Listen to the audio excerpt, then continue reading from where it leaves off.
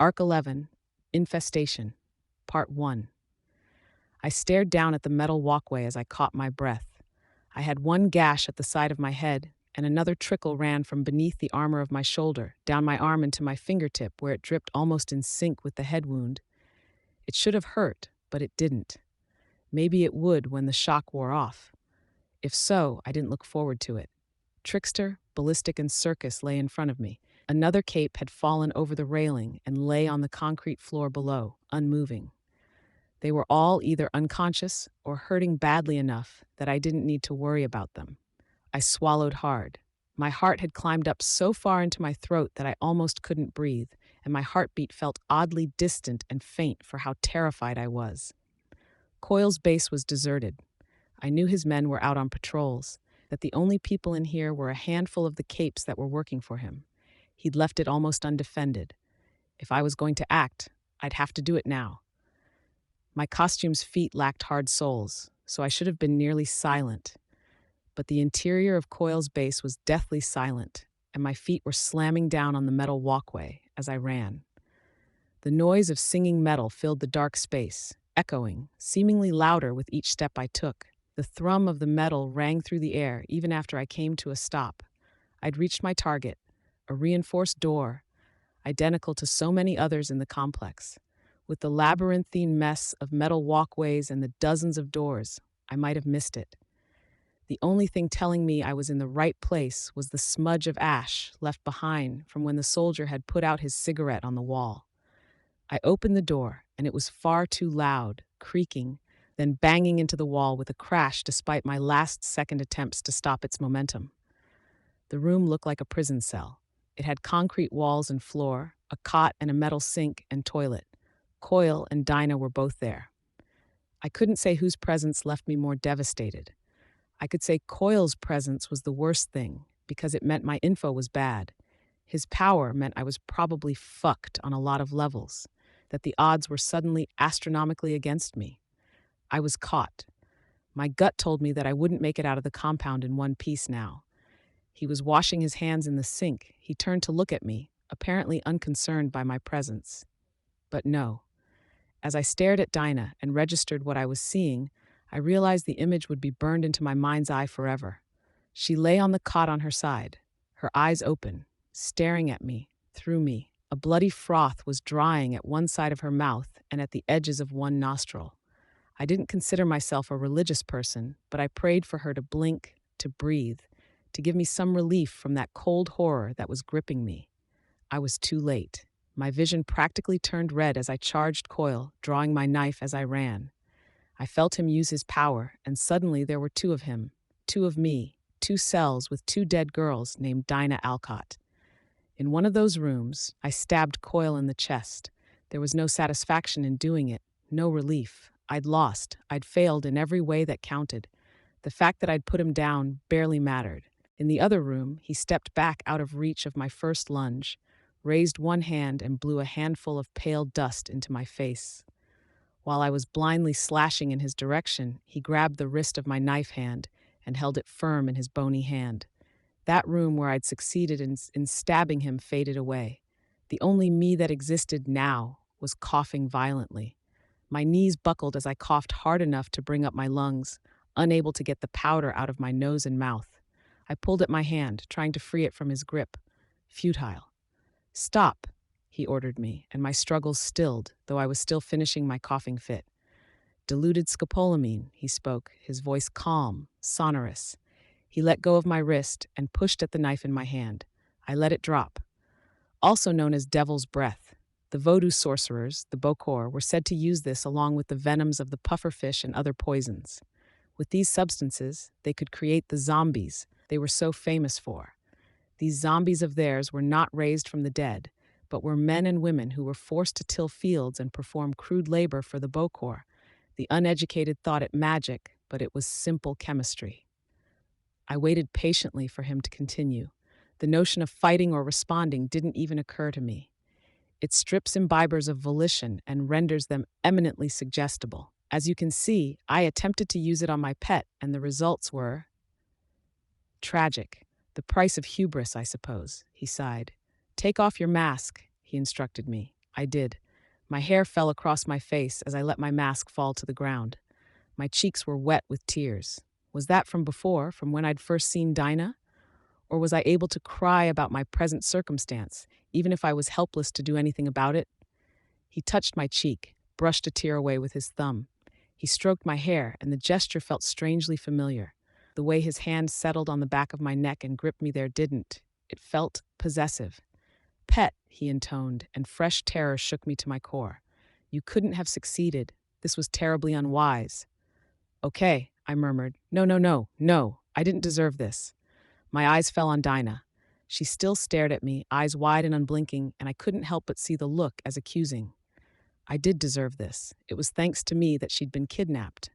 Thanks to me that she'd been made into Coil's slave. Karma, perhaps, that I'd take her place. The strength went out of me. My head hung, and I stared at my feet. Tears streamed down my face. I didn't wipe them away. I wasn't sure I could. Look at me, Pet, Coil instructed, and I did. I was glad to, like a compliant, eager-to-please child. A part of me wanted more orders. In that drug-induced haze, I wanted to lose myself in obeying, wanted to serve. That way, at the very least, I wasn't to blame for my own actions or the tragic consequences that followed from them. Coil removed his mask, and I stared. I recognized him. He was someone I knew all too well. They were both tall, thin. How hadn't I seen it? Coil's costume must have been designed to highlight his skeletal structure, make him look thinner and more bony. All it had taken beyond that would be an affected change to his voice and different mannerisms. I'd been unable to see it. So dumb, so stupid. I could understand it too. He'd been struggling to fix things, watching people failing to find work, knowing it was the city government that was to blame. I could remember him telling me how he'd make the city work again, how he had all the answers. I knew how hungry he was to do it. He'd gotten powers. He'd started to put plans into motion so he could do just that. Welcome home, Pet, he spoke, and he didn't speak in Coil's voice. The voice I heard was my father's. I woke up, and for a long moment I stared up at the ceiling of my room and reassured myself that it was all a fabrication of my own scumbag mind. It had been a nightmare or a terror dream. I wasn't positive on the differences between the two. It was my brain drawing together all my guilt about what we'd done to Shadow Stalker, the role I'd played in Dinah being kidnapped and leaving my dad, knitting it all into some convincing, disturbing scenario. Not the worst I'd had, but there was at least some repetition and familiarity with the usual ones. Fuck. It had felt way too real, and it had sucked. My shirt stuck to me with the damp of my sweat. The room was warm, but I still shivered. My alarm clock sat on the ground by my inflatable mattress. I picked it up and turned it around so that I could see the green numbers of the digital display. 5:40 in the morning. Time to wake up, I supposed. There was no way I was going to be able to fall asleep again in the next few hours. It wasn't just the idea of having another nightmare. The dream had left me with a feeling of an impending deadline. How long could Dinah be expected to hold on? I doubted Coil was taking bad care of her, so she wouldn't die of malnutrition or overdose on whatever drugs Coil was giving her. Still, there was a limit to what the human mind could handle. How long until Coil pushed her abilities too far? If she was getting headaches from the use of her power, there was a chance she could suffer more severe issues if pushed to use it more often. Pain generally signified something was wrong. I was also worried I wouldn't earn Coil's trust and respect. Until this was resolved, I wouldn't be able to rest, take it easy, or have a day to myself. Not in good conscience. Depending on what happened, it might be a long time before I could relax again. What worried me more than anything was the idea that I might save Dinah, only to find that Coil had broken her spirit or her will to the point that she couldn't go back to her old life. I worried that, like in my nightmare, I would be too late. With this in mind, I sat up and tossed the sheet aside. I reached for my glasses by the alarm clock, then stopped. Instead of putting on my glasses, I stood and made my way to the bathroom adjacent to my room.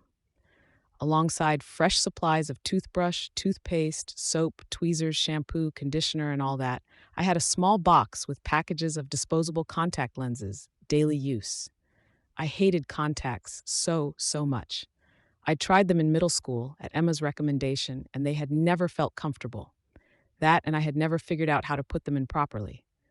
It seemed like 99 out of 100 times, they flipped inside out to cling to my fingertip instead of sticking to my eye.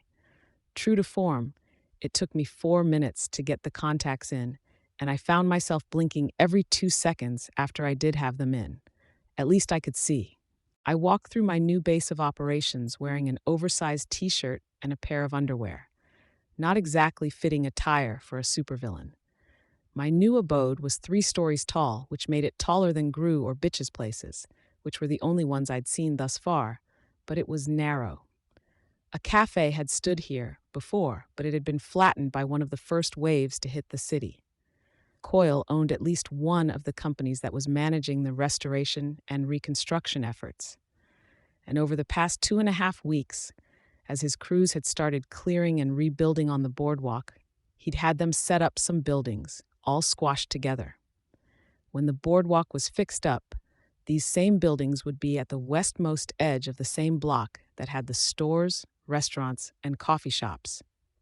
If the boardwalk ever got going again, they would be prime real estate, ostensibly to protect these new buildings until people started buying up the properties. Each had been set up with heavy metal shutters to seal the windows and wall off the front. It made the building dark, with only faint streams of light filtering in through the slats at the top of each shutter. The topmost floor was mine and mine alone. Taylor's. It was living space with a bedroom, bathroom, and kitchen. The bedroom was spacious enough to serve as a living room as well as a sleeping area. The first things I'd done after Coyle's men had unloaded the furniture and supplies was to hook up an internet connection and computer and get my television mounted on a wall and connected to a satellite. The second floor, as I like to think of it, was Skitter's. It was for my costumed self. It still needed more than a few things to complete it. I flipped a switch in the stairwell, and tinted fluorescent lights lit up on the undersides of the shelves that ran along 2 adjacent walls, floor to ceiling. Each shelf was lined with terrariums and backed by strategically positioned mirrors, so that the light filtered through the front of the terrariums and into the room. Only a few were occupied, but they each had the same general contents, a layer of dirt and pieces of irregularly shaped wood. I hit the second switch, and chambers in the lid of each occupied case opened to release their inhabitants.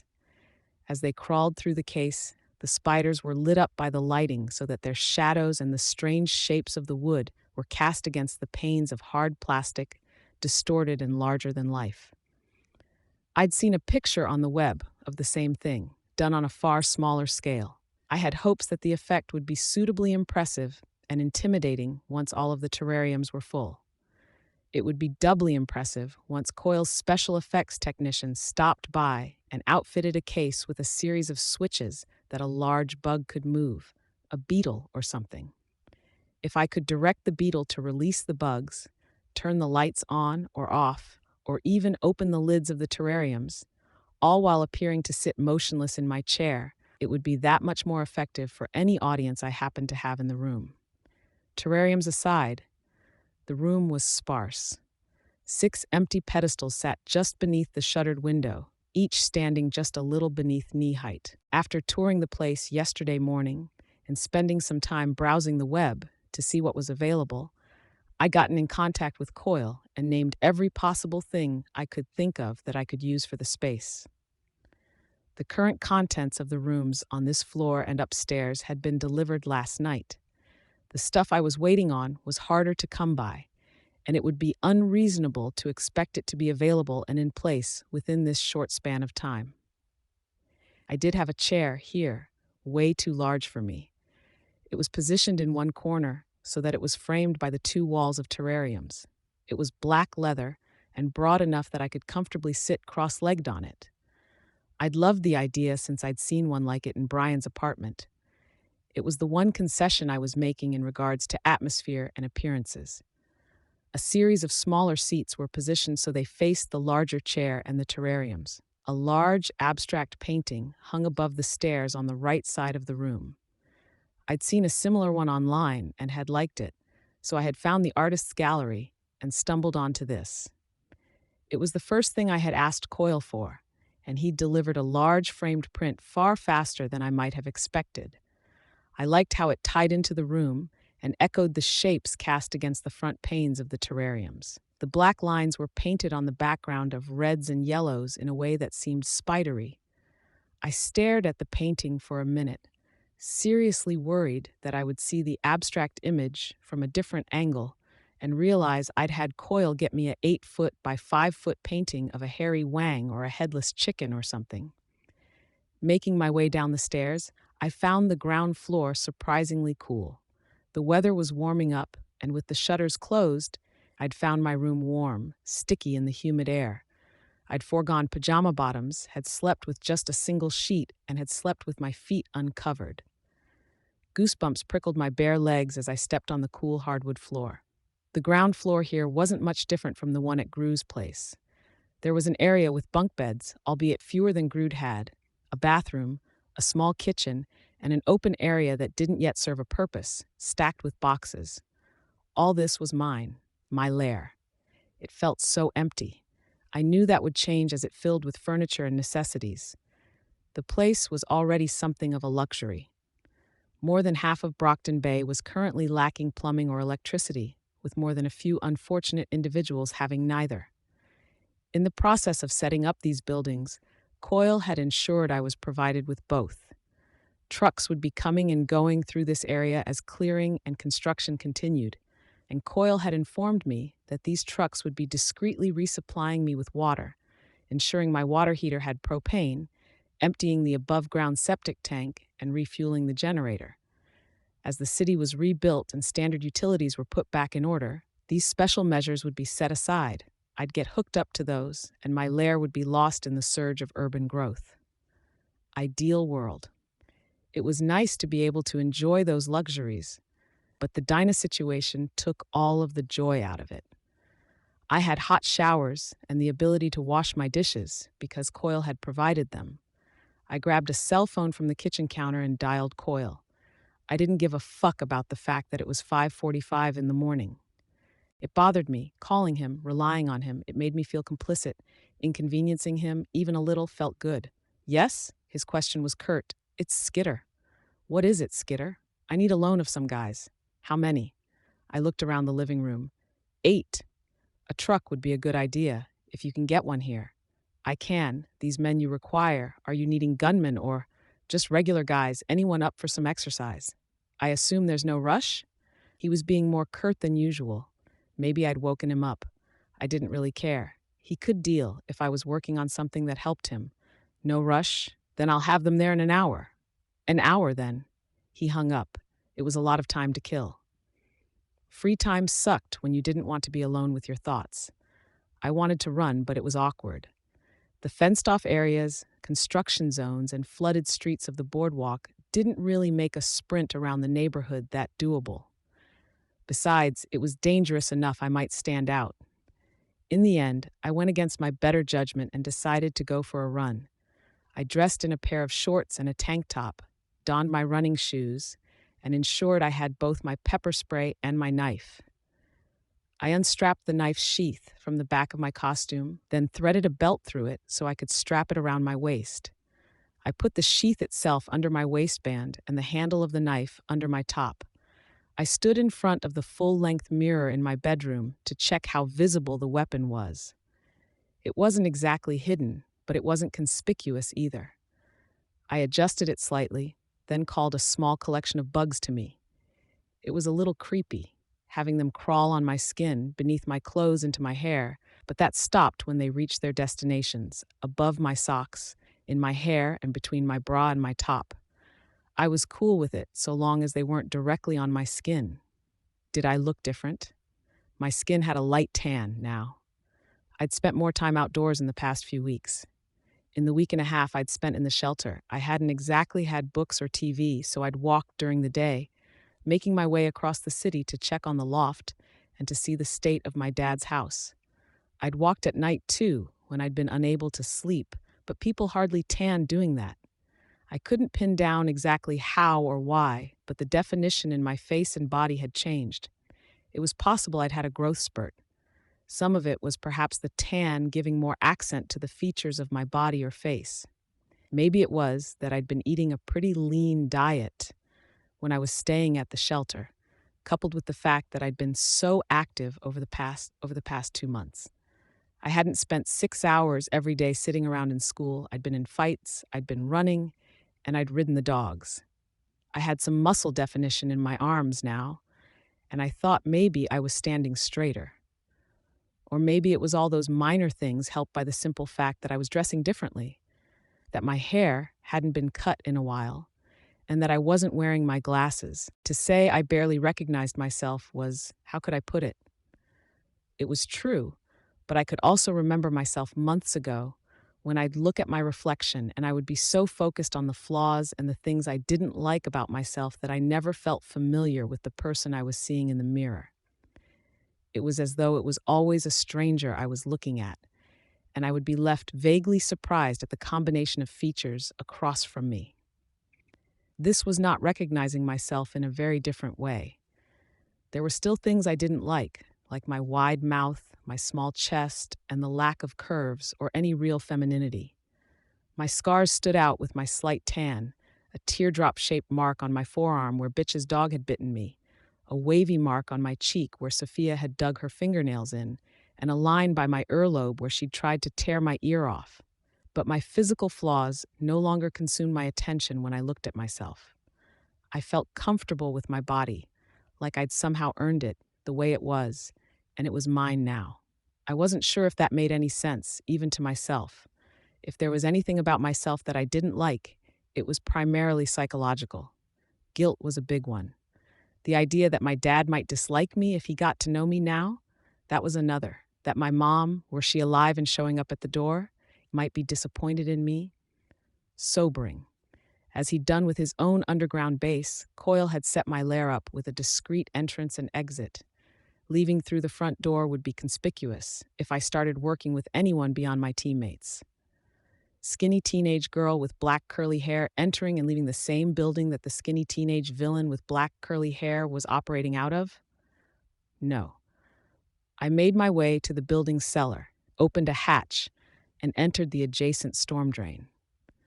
The same builders that had put the building together had blocked off the drain so the water flow wouldn't make it impassable, and I was left with a clear route down to the section of beach where the storm drains emptied.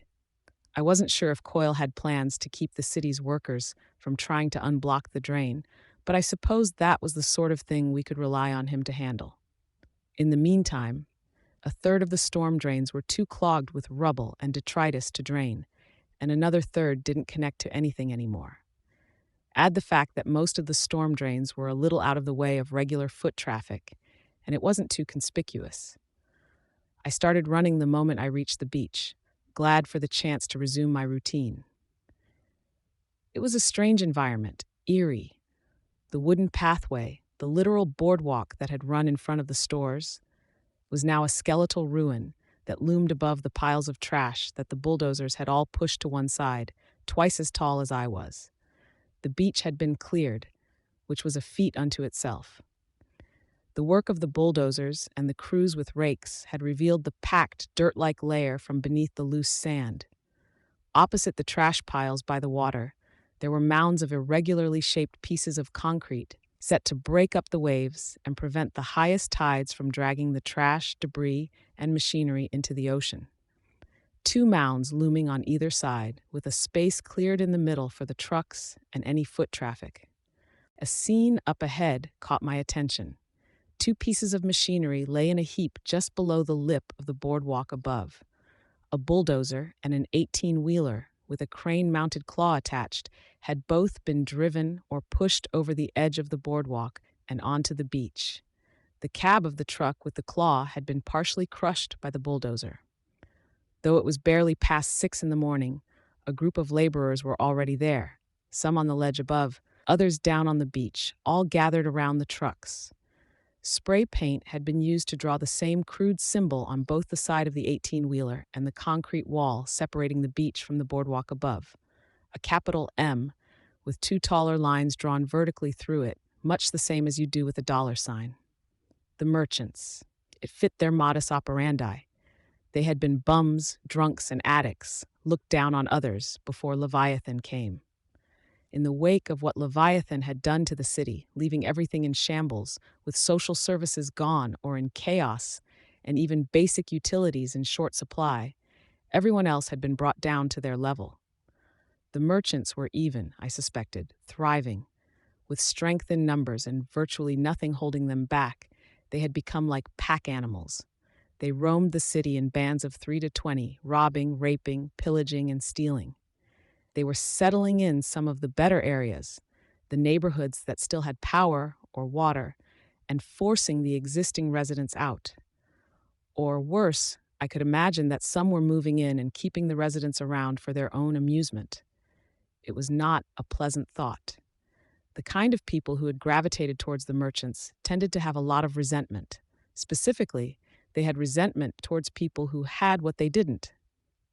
If they happened upon a family with Kate the soccer mom, Tommy, the kid with more video games than teeth, and Joe the blue-collar worker with a steady job, if they weren't letting them go, I was guessing that hypothetical family would be in for a hell of a rough time.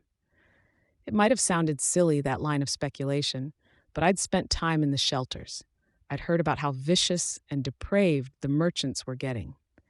Anyways, this whole situation, they liked it. They wanted to keep things this way, and that meant they were going to stop anyone else from fixing it. They would intercept supplies, attack rescue workers, and they would push construction vehicles into a heap on the beach. I'd have to deal with these guys.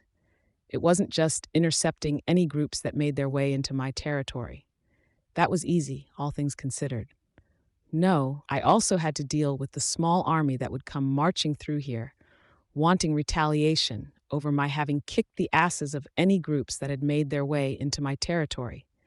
I could call on the others if such a situation arose, and I expected them to call on me if the same thing happened. But people would take time to get here, and the merchants, the chosen, or whoever else was making trouble could keep making trouble until the reinforcements arrived. It was tricky, and I didn't know for sure how I'd handle things if Taylor. My reaction wasn't much different than if someone had stabbed me in the stomach with an icicle. I'd thought of that mental image in particular because of the cold, horrible feeling in my midsection. Fear, guilt. My thoughts immediately went back to my nightmare from earlier. I turned to look. "It's you," my dad spoke. "Wow." He stood on the ledge above me. He was more tanned than I was. He wore a short-sleeved button-up shirt and khakis and held a clipboard. It set him apart from the other laborers and the man who stood just behind him, wearing a gray t-shirt and jeans. I knew in an instant my dad was in charge around here. Looking at him, I couldn't imagine how I might have thought he was Coyle, even in a dream. Just out for my regular run. Surprise etched his face. "You're running during this?" He made a visible effort to close his mouth. It made me feel uneasy. What thought process or concern was keeping my dad from opening his mouth about my running? He'd been worried about it when the streets were relatively safe. Was he that spooked at the idea of scaring me off again? He looked at the man who was standing near him, murmured something. The man walked over to join the others in observing the damage around the damaged vehicles. We were left more or less alone. "You got my messages?" I asked.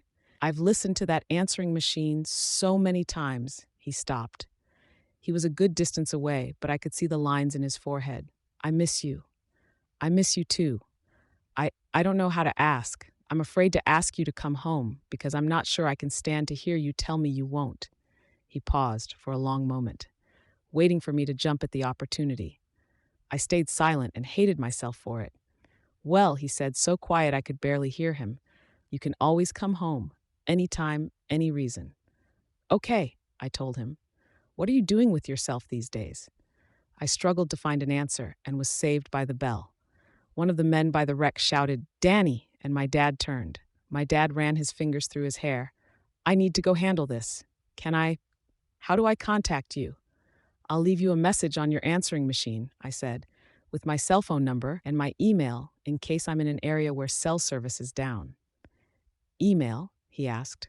"Where are you that you have access to a computer?" "A few blocks from here." Just outside the city limits, I lied. Not far from the market. So you're out of the way of any trouble, my dad noted, with a touch of relief. There was a noise as someone began prying one of the truck doors open, and my dad turned his head, frowning. But what are you doing here this morning? I was going to stop by the house, see if it was in okay shape. I lied again. Was this the extent of my interactions with my dad? Always lies? Keeping up with my running. I see. Look, I have to go, but I do want to talk again soon. Lunch, maybe? Maybe, I offered. He offered me a sad smile, then turned to go. I moved my hand to adjust my glasses and wound up waving at my face. I was wearing my lenses. Dad, I called out. He stopped. I'd heard the Slaughterhouse Nine were around. Be careful. Warn others. I pointed at my face. His eyes widened. I could see the thought process, the realization. He took off his glasses and hung them from his shirt's front pocket. I wasn't positive that was much better. Thank you, he said, squinting slightly at me. He raised a hand in an awkward half-wave, and I returned it with one of my own. As if by mutual agreement, we turned to leave at the same time, both of us going in separate directions. He hurried to where he was needed, and I turned to run back to my place. My lair. I hadn't run nearly as far as I'd wanted, but I wasn't up to continuing. I checked the kitchen clock as I entered from the cellar. I had 30 minutes. I took the time to shower and don my costume. My sleeve was still crusty and stained yellow-white where it had come in contact with the foam, but at least it wasn't sticky anymore. My mask wasn't wearable with the contacts.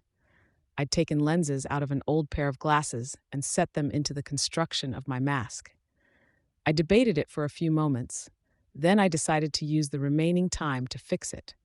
With my knife's point, I set about undoing that particular piece of work, prying the lenses out. I finished with enough time left over to grab and eat a breakfast bar. Coyle's people were punctual, rapping on the metal shutter at 6:45. All right, this was it. I pulled on my mask. Time to claim my territory.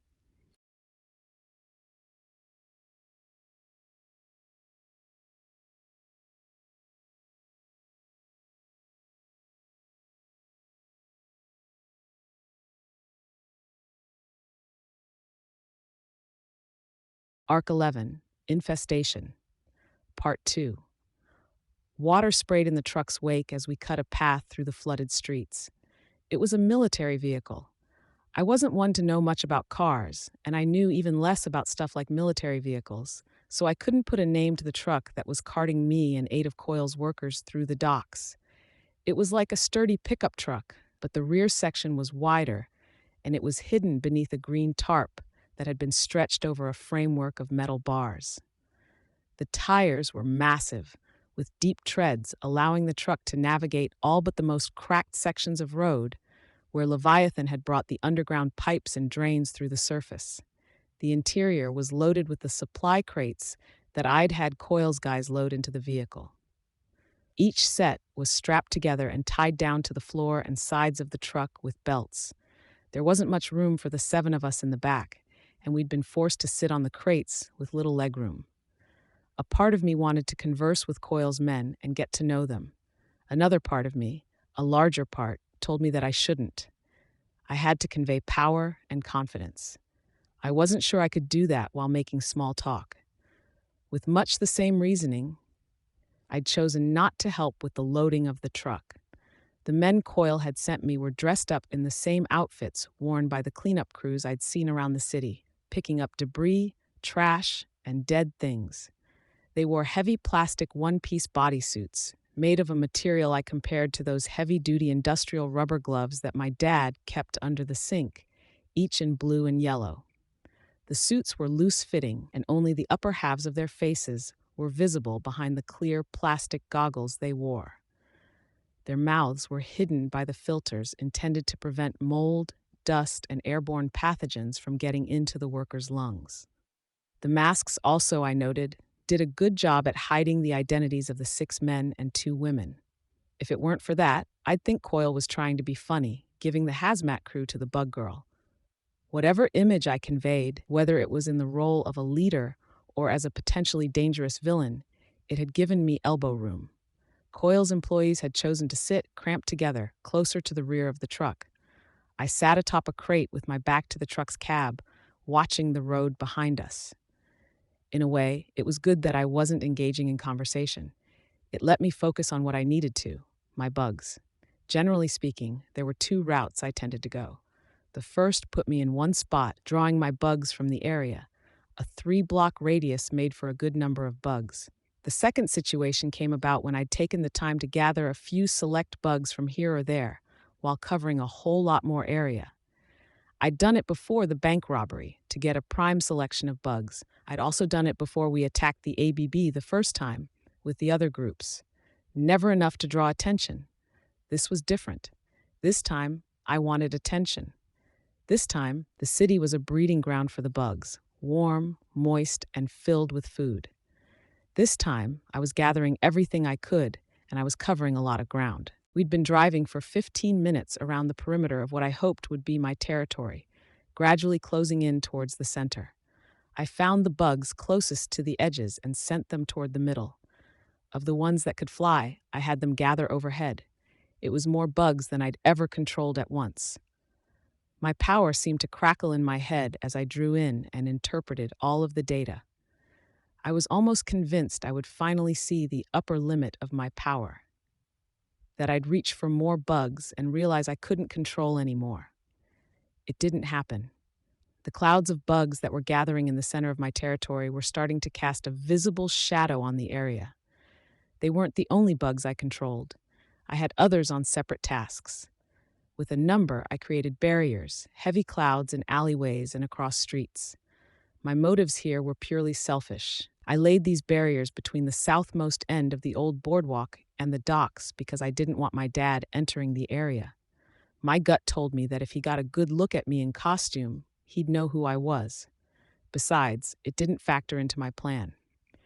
I had other bugs sweep through the inside of the buildings in my range. I made contact with people, stirring some from their sleep. As I sat on the crate in the back of the truck, nearly motionless, I was making a tally. How many people were here, and where were they? When I had a sense of things, I began organizing my bugs into formations. I started in the areas with lots of people clustered together. A warehouse with no less than 18 people, a tenement crammed with what I assumed were families, with lots of small children, and an overly warm building with a large group of half-dressed people drenched in sweat. As I got those groups out of the way, I turned to targeting smaller groups, probably collections of families or friends. Where people were too deep in their sleep, I had the bugs nip at them to wake them. They would wake up and see what I'd done. On their walls and floors, much as I'd done at the fundraiser, I had my bugs organized into arrows, pointing the way out the doors, down to the streets and towards the truck's destination. I drew out the letters to the word supplies and left them in the brightest lit, warmest spots in the rooms where people were. Accounting for the illiterate, I put the bugs down in the shapes of basic food: a drumstick, a cut of cheese, a can. I knew I wasn't the best artist. I worried I was confusing matters with the pictures. I could only cross my fingers. Today wasn't one of the days my power was working double time, with double the range. I'd wanted to make sure to reach as many as I could, so I'd started drawing the arrows and words with the bugs early. The unfortunate downside of that was that it meant we were left with barely any time to set up after we arrived at our destination. I'd knocked on the window to get the driver to stop at an intersection where the road was torn up and traffic was difficult for conventional vehicles. I stayed in the truck as Coyle's men unloaded it.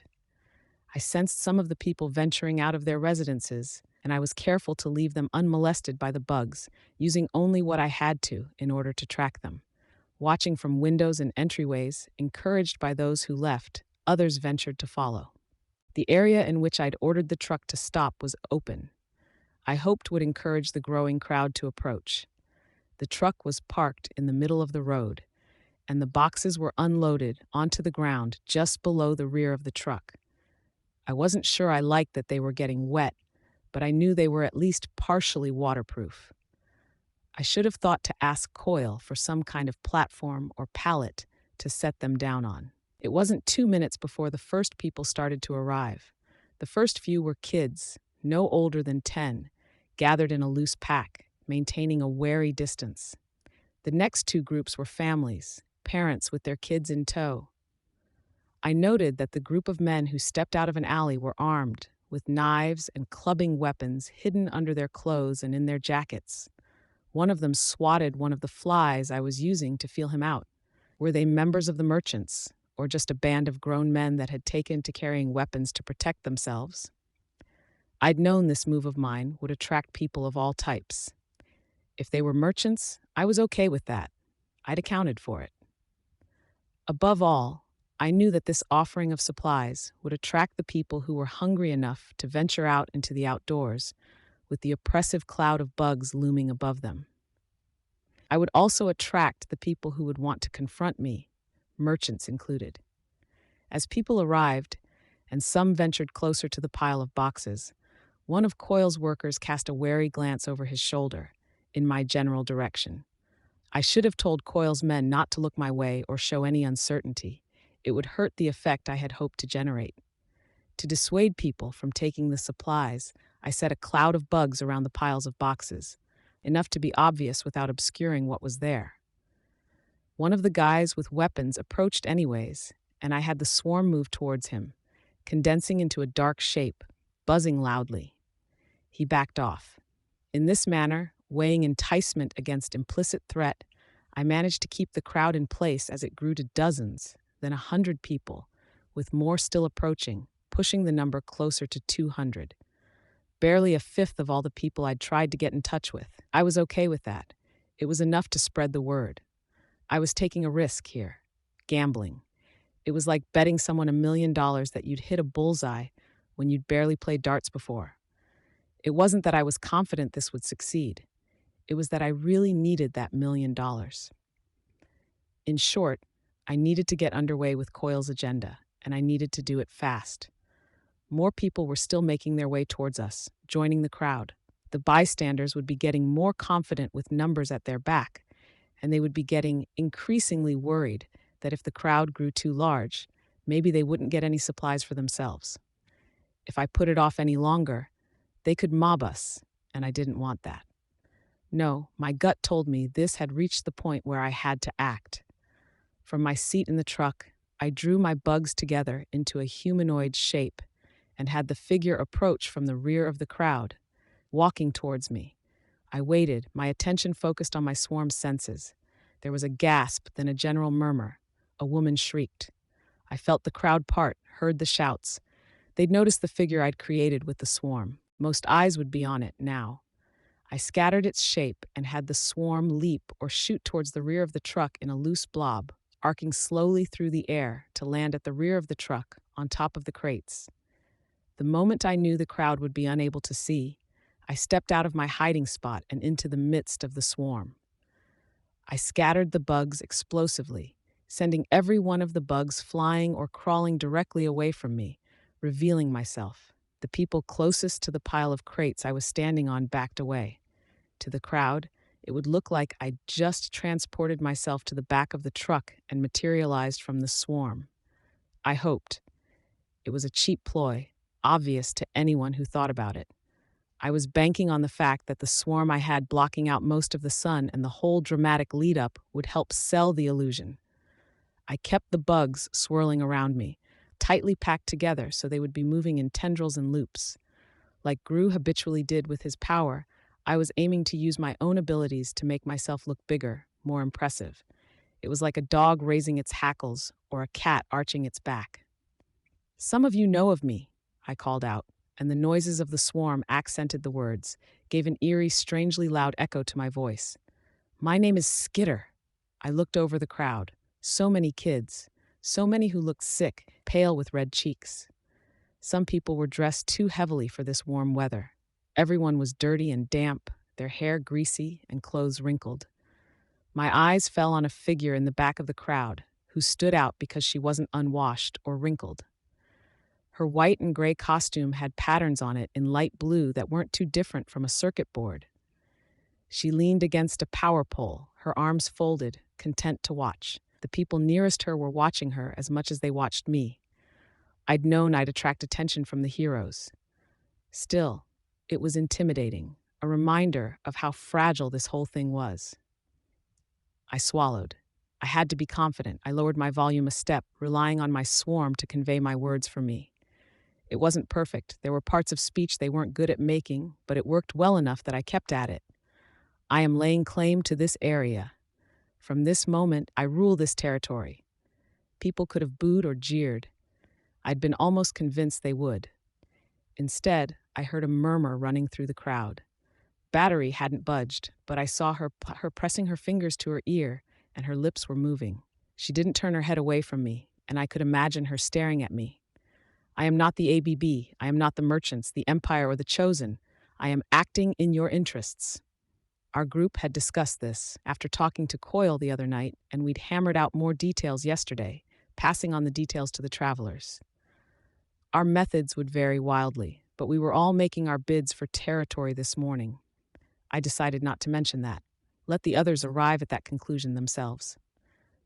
I demand no money from you. I do not intend to interfere in your lives unless you interfere in mine. I do not want to take or destroy what you have. I pointed at the crates that were beneath my feet. I lowered my voice. These supplies are yours, a gift from me to you. And there will be more, delivered regularly for as long as I am here. My abilities will mean there will be no buzzing or biting flies harassing you, no cockroaches crawling over you as you sleep. I am offering you protection, security, and reprieve for as long as you are my subjects. All I require is that you obey my rules, so hear me. No gangs will operate here. Merchants? Chosen? I know some of you are in this crowd. Consider this my declaration of war. I will not permit you to sell drugs, to hurt my people, or steal from them, or to seek shelter in my territory. I raised my hand, and the swarm gathered, coalesced into a tight mass above me, a vaguely spherical shape, 6 feet in diameter. My bugs can devour a cow to the bone in 1.5 minutes. I had no idea if that was true. It sounded good. I have 1,000,000 eyes to watch you with. Go elsewhere.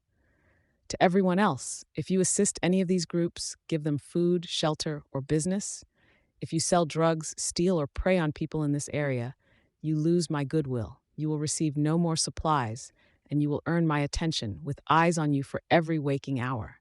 That's strike one. If I catch you doing it again, I treat you as one of the enemy. I let my words hang in the air for effect and to give my audience time to consider what I was saying. I glanced at Battery. She wasn't moving to stop me. Interesting. Each box contains enough basic food rations for 4 people. They also have first aid supplies and water filters. These supplies will keep you going until we can start fixing things and making more basic conveniences available. If you want more, work for me. This work does not have to be criminal, for I need people to pass on messages, to act as spokespersons for these neighborhoods, and to clean up or rebuild. For anyone who does assist me, them and their families will have access to some of those foods you miss, to showers and electricity, and generous payment. You and your loved ones will be dry, clean, and you will have fresh clothes. I looked over the crowd. I could see people getting restless. At least they weren't lynching me.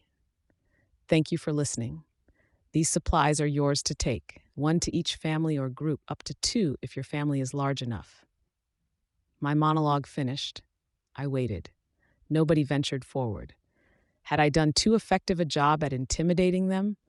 I was just starting to wonder what I'd do if nobody moved when the first man stepped forward, followed immediately by his wife and a pair of kids. The wife had a very red nose and circles under her eyes that made me think she had a bad cold.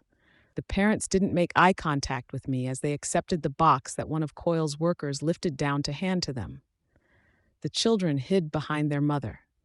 There was no gratitude, nor any thanks given, as the father turned to carry the box of food and necessities back to wherever he was taking shelter.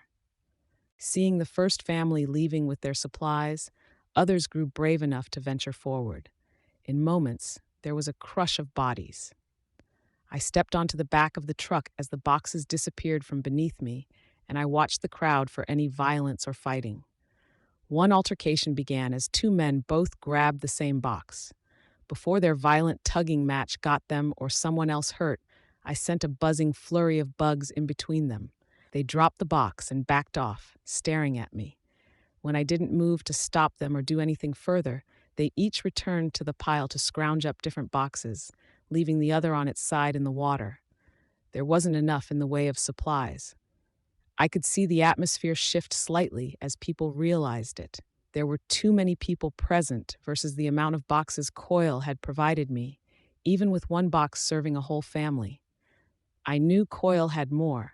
His underground base had stored ridiculous amounts, so he had access to a supplier, or he was the supplier. I began formulating a plan, figuring out how I'd get boxes to those who were walking away from here empty-handed. I was interrupted from my thoughts. A man shouted, and I saw the crowd backing away. It was one of the men who'd had a weapon.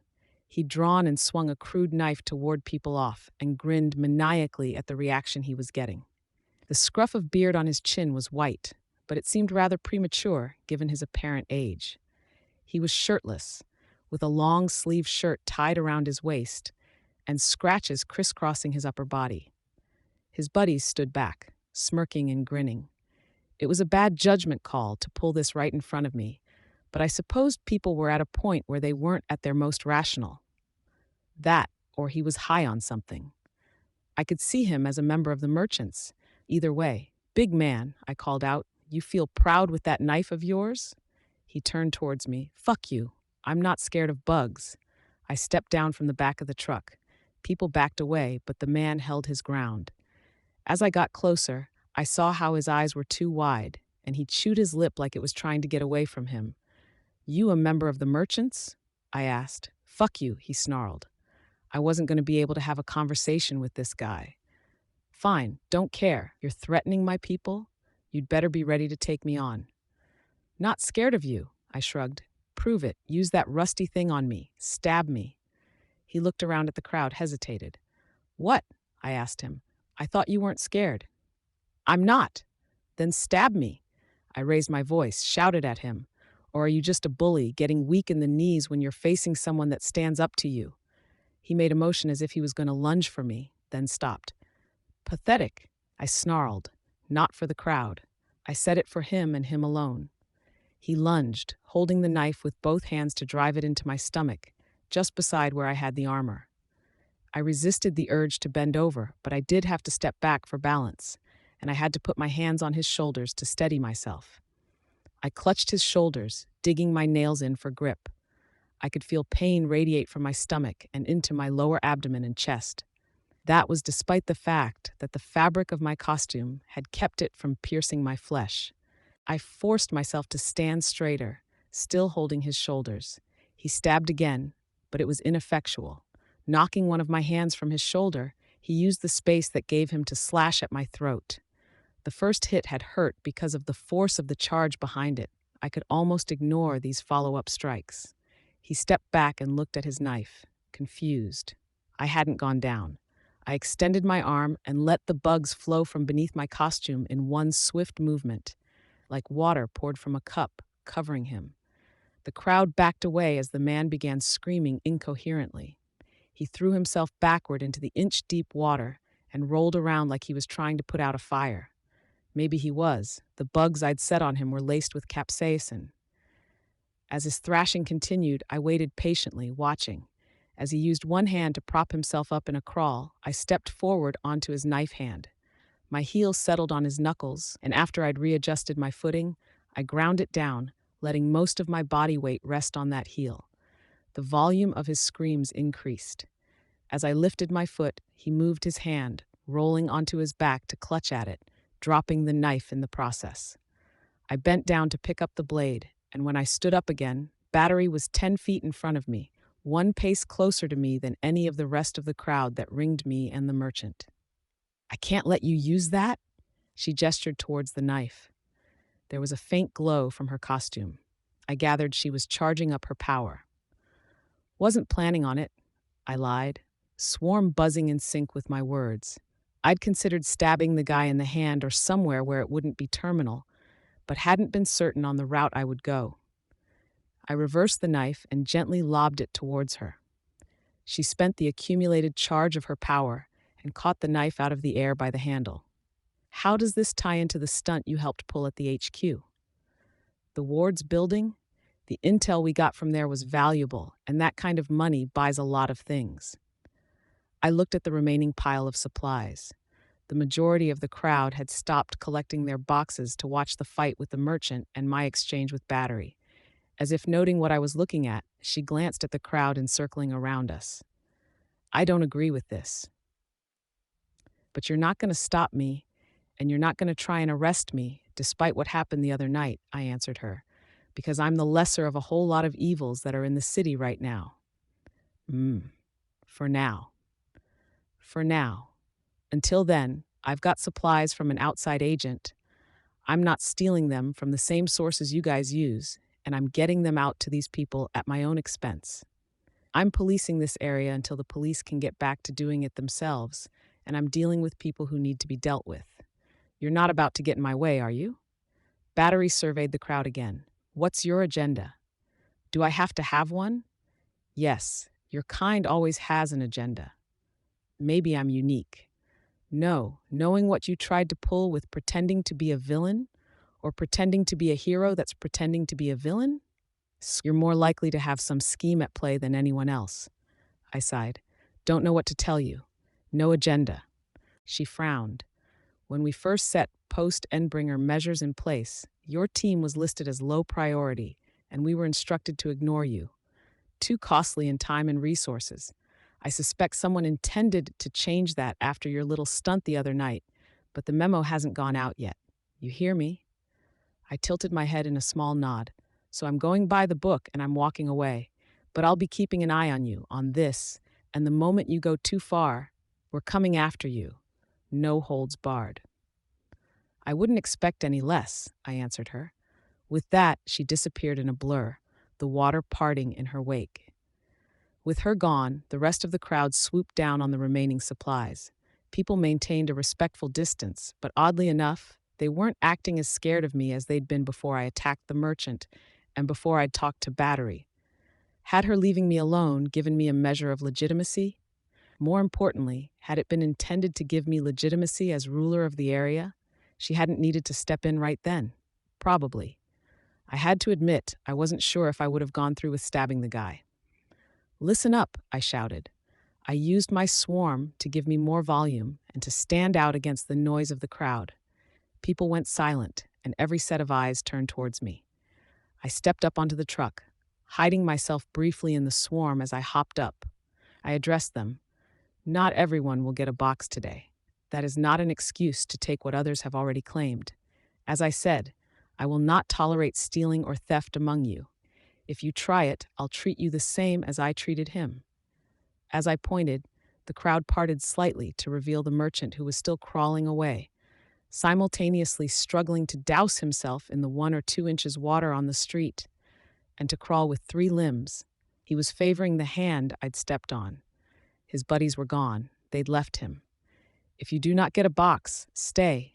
I want the head of each family or group to raise their hands. This will help me ensure you get something before the day is over. It took a minute before the last of the boxes were claimed. There were some resentful looks as the last of the people left. I had 30 or so remaining people, and after some brief discussion, 7 of them raised their hands. I concentrated on the swarm and found a collection of ladybugs. I piloted a group into each set of raised hands and watched as people lowered their hands to look. Each of you now has 3 ladybugs in your hands. Keep them, and I will use them to find you later today to drop something off for you, with a small gift to each group of you for being patient. Slowly, they began to peel away from the group and leave. I began letting the swarm disperse, but I used the fact that I had the bugs all together to direct a mass towards my lair. The cream of the crop, the good ones. As Coyle's men got back in the truck, my swarm sense told me that one person had stayed behind. I turned to get a better look at her. She was 20 or so, and her red hair had been set into long dreadlocks that she must have been growing for years. I wasn't sure on the effect. White people didn't grow good dreadlocks. She wore rain boots, a calf-length skirt, and had a colorful bandana around her forehead. She was pale, and she fidgeted nervously, not making eye contact. High or afraid? Then she saw I was looking, and she met my eyes. Yes, I asked her. You've got the ladybugs. I will get you a box. No, it's not that. She looked at her hand where the ladybugs were. Then what is it? You said we were your people, that you were protecting us. Does that mean you're going against the other groups? Yes. My kid brother, he needs help. My parents are sick and they're in the hospital, and I can't tell them because I told them I'd take care of him. And I asked the cops, but they're so busy and there's no way they can help. And I was going to ask that hero, Battery, but then she disappeared so fast. The words spilled out of her mouth, less and less intelligible as she kept talking. She only stopped when her voice cracked. Breathing hard, out of breathlessness or emotion, she stared at the ground, clenching her fists. I could feel one of the ladybugs get crushed in her grip, fading out of existence as far as my power was concerned. Stop, I told her, without using my swarm to change my voice. Breathe. What happened? She looked up at me, then she swallowed hard. The merchants took him, my kid brother. I want you to get him back, please.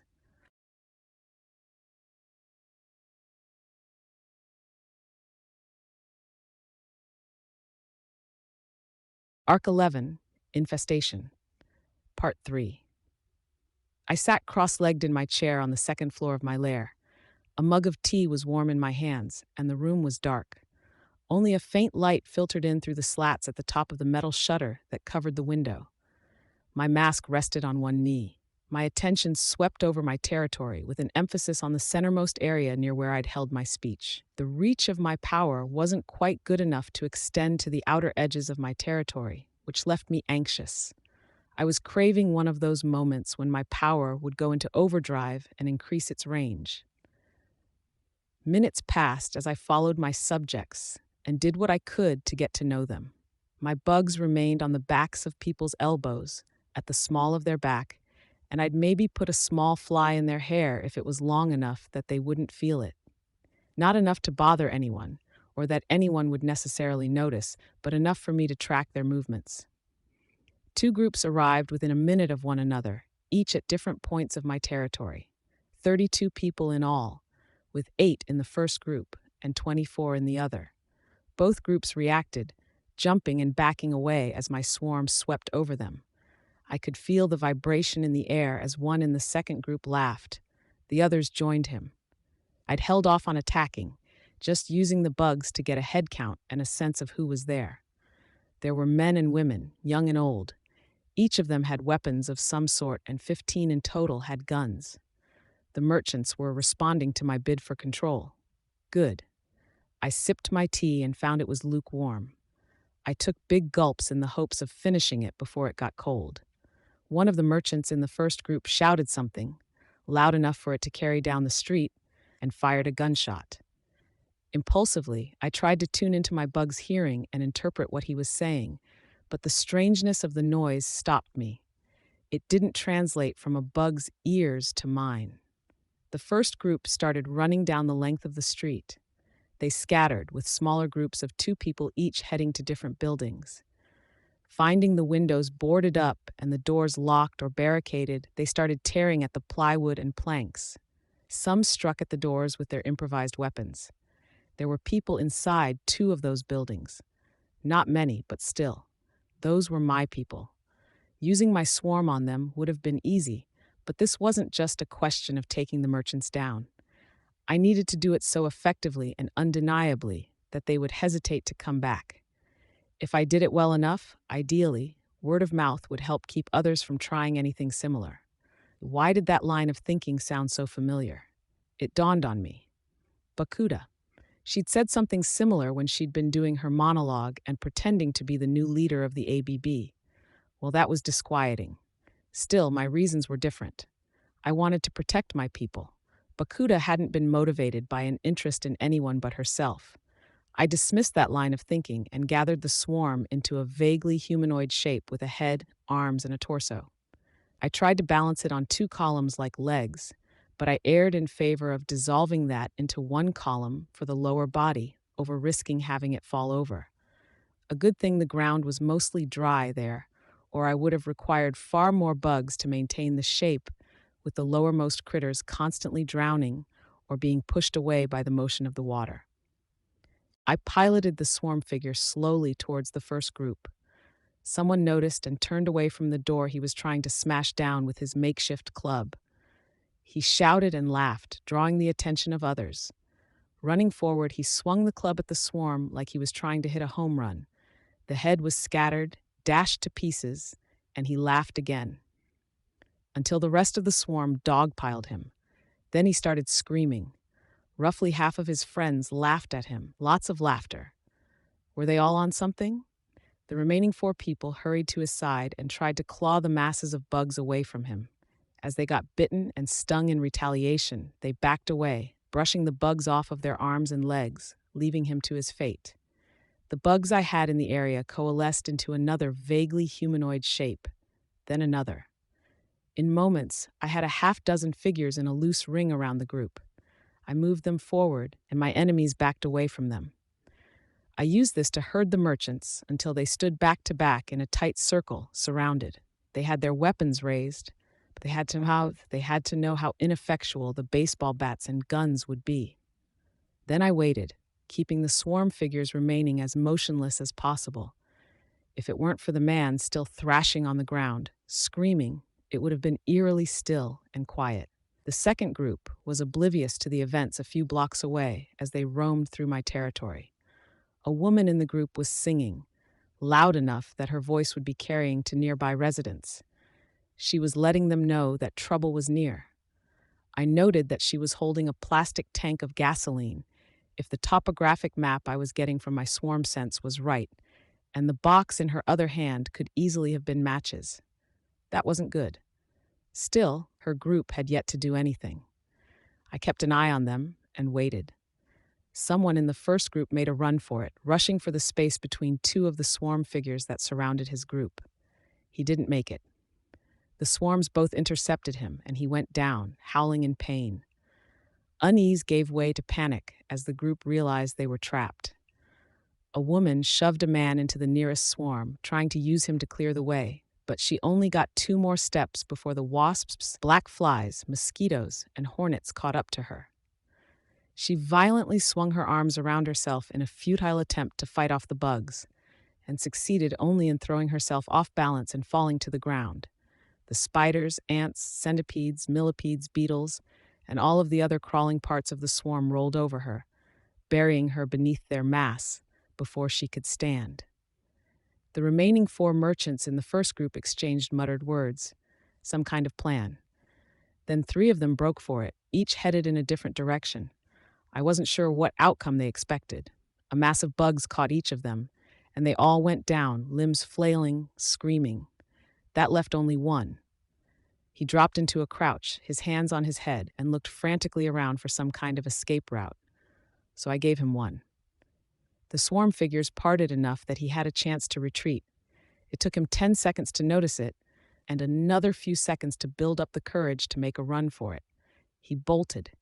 Seeing the general mass of insects down the road, he decided to turn into a series of alleyways.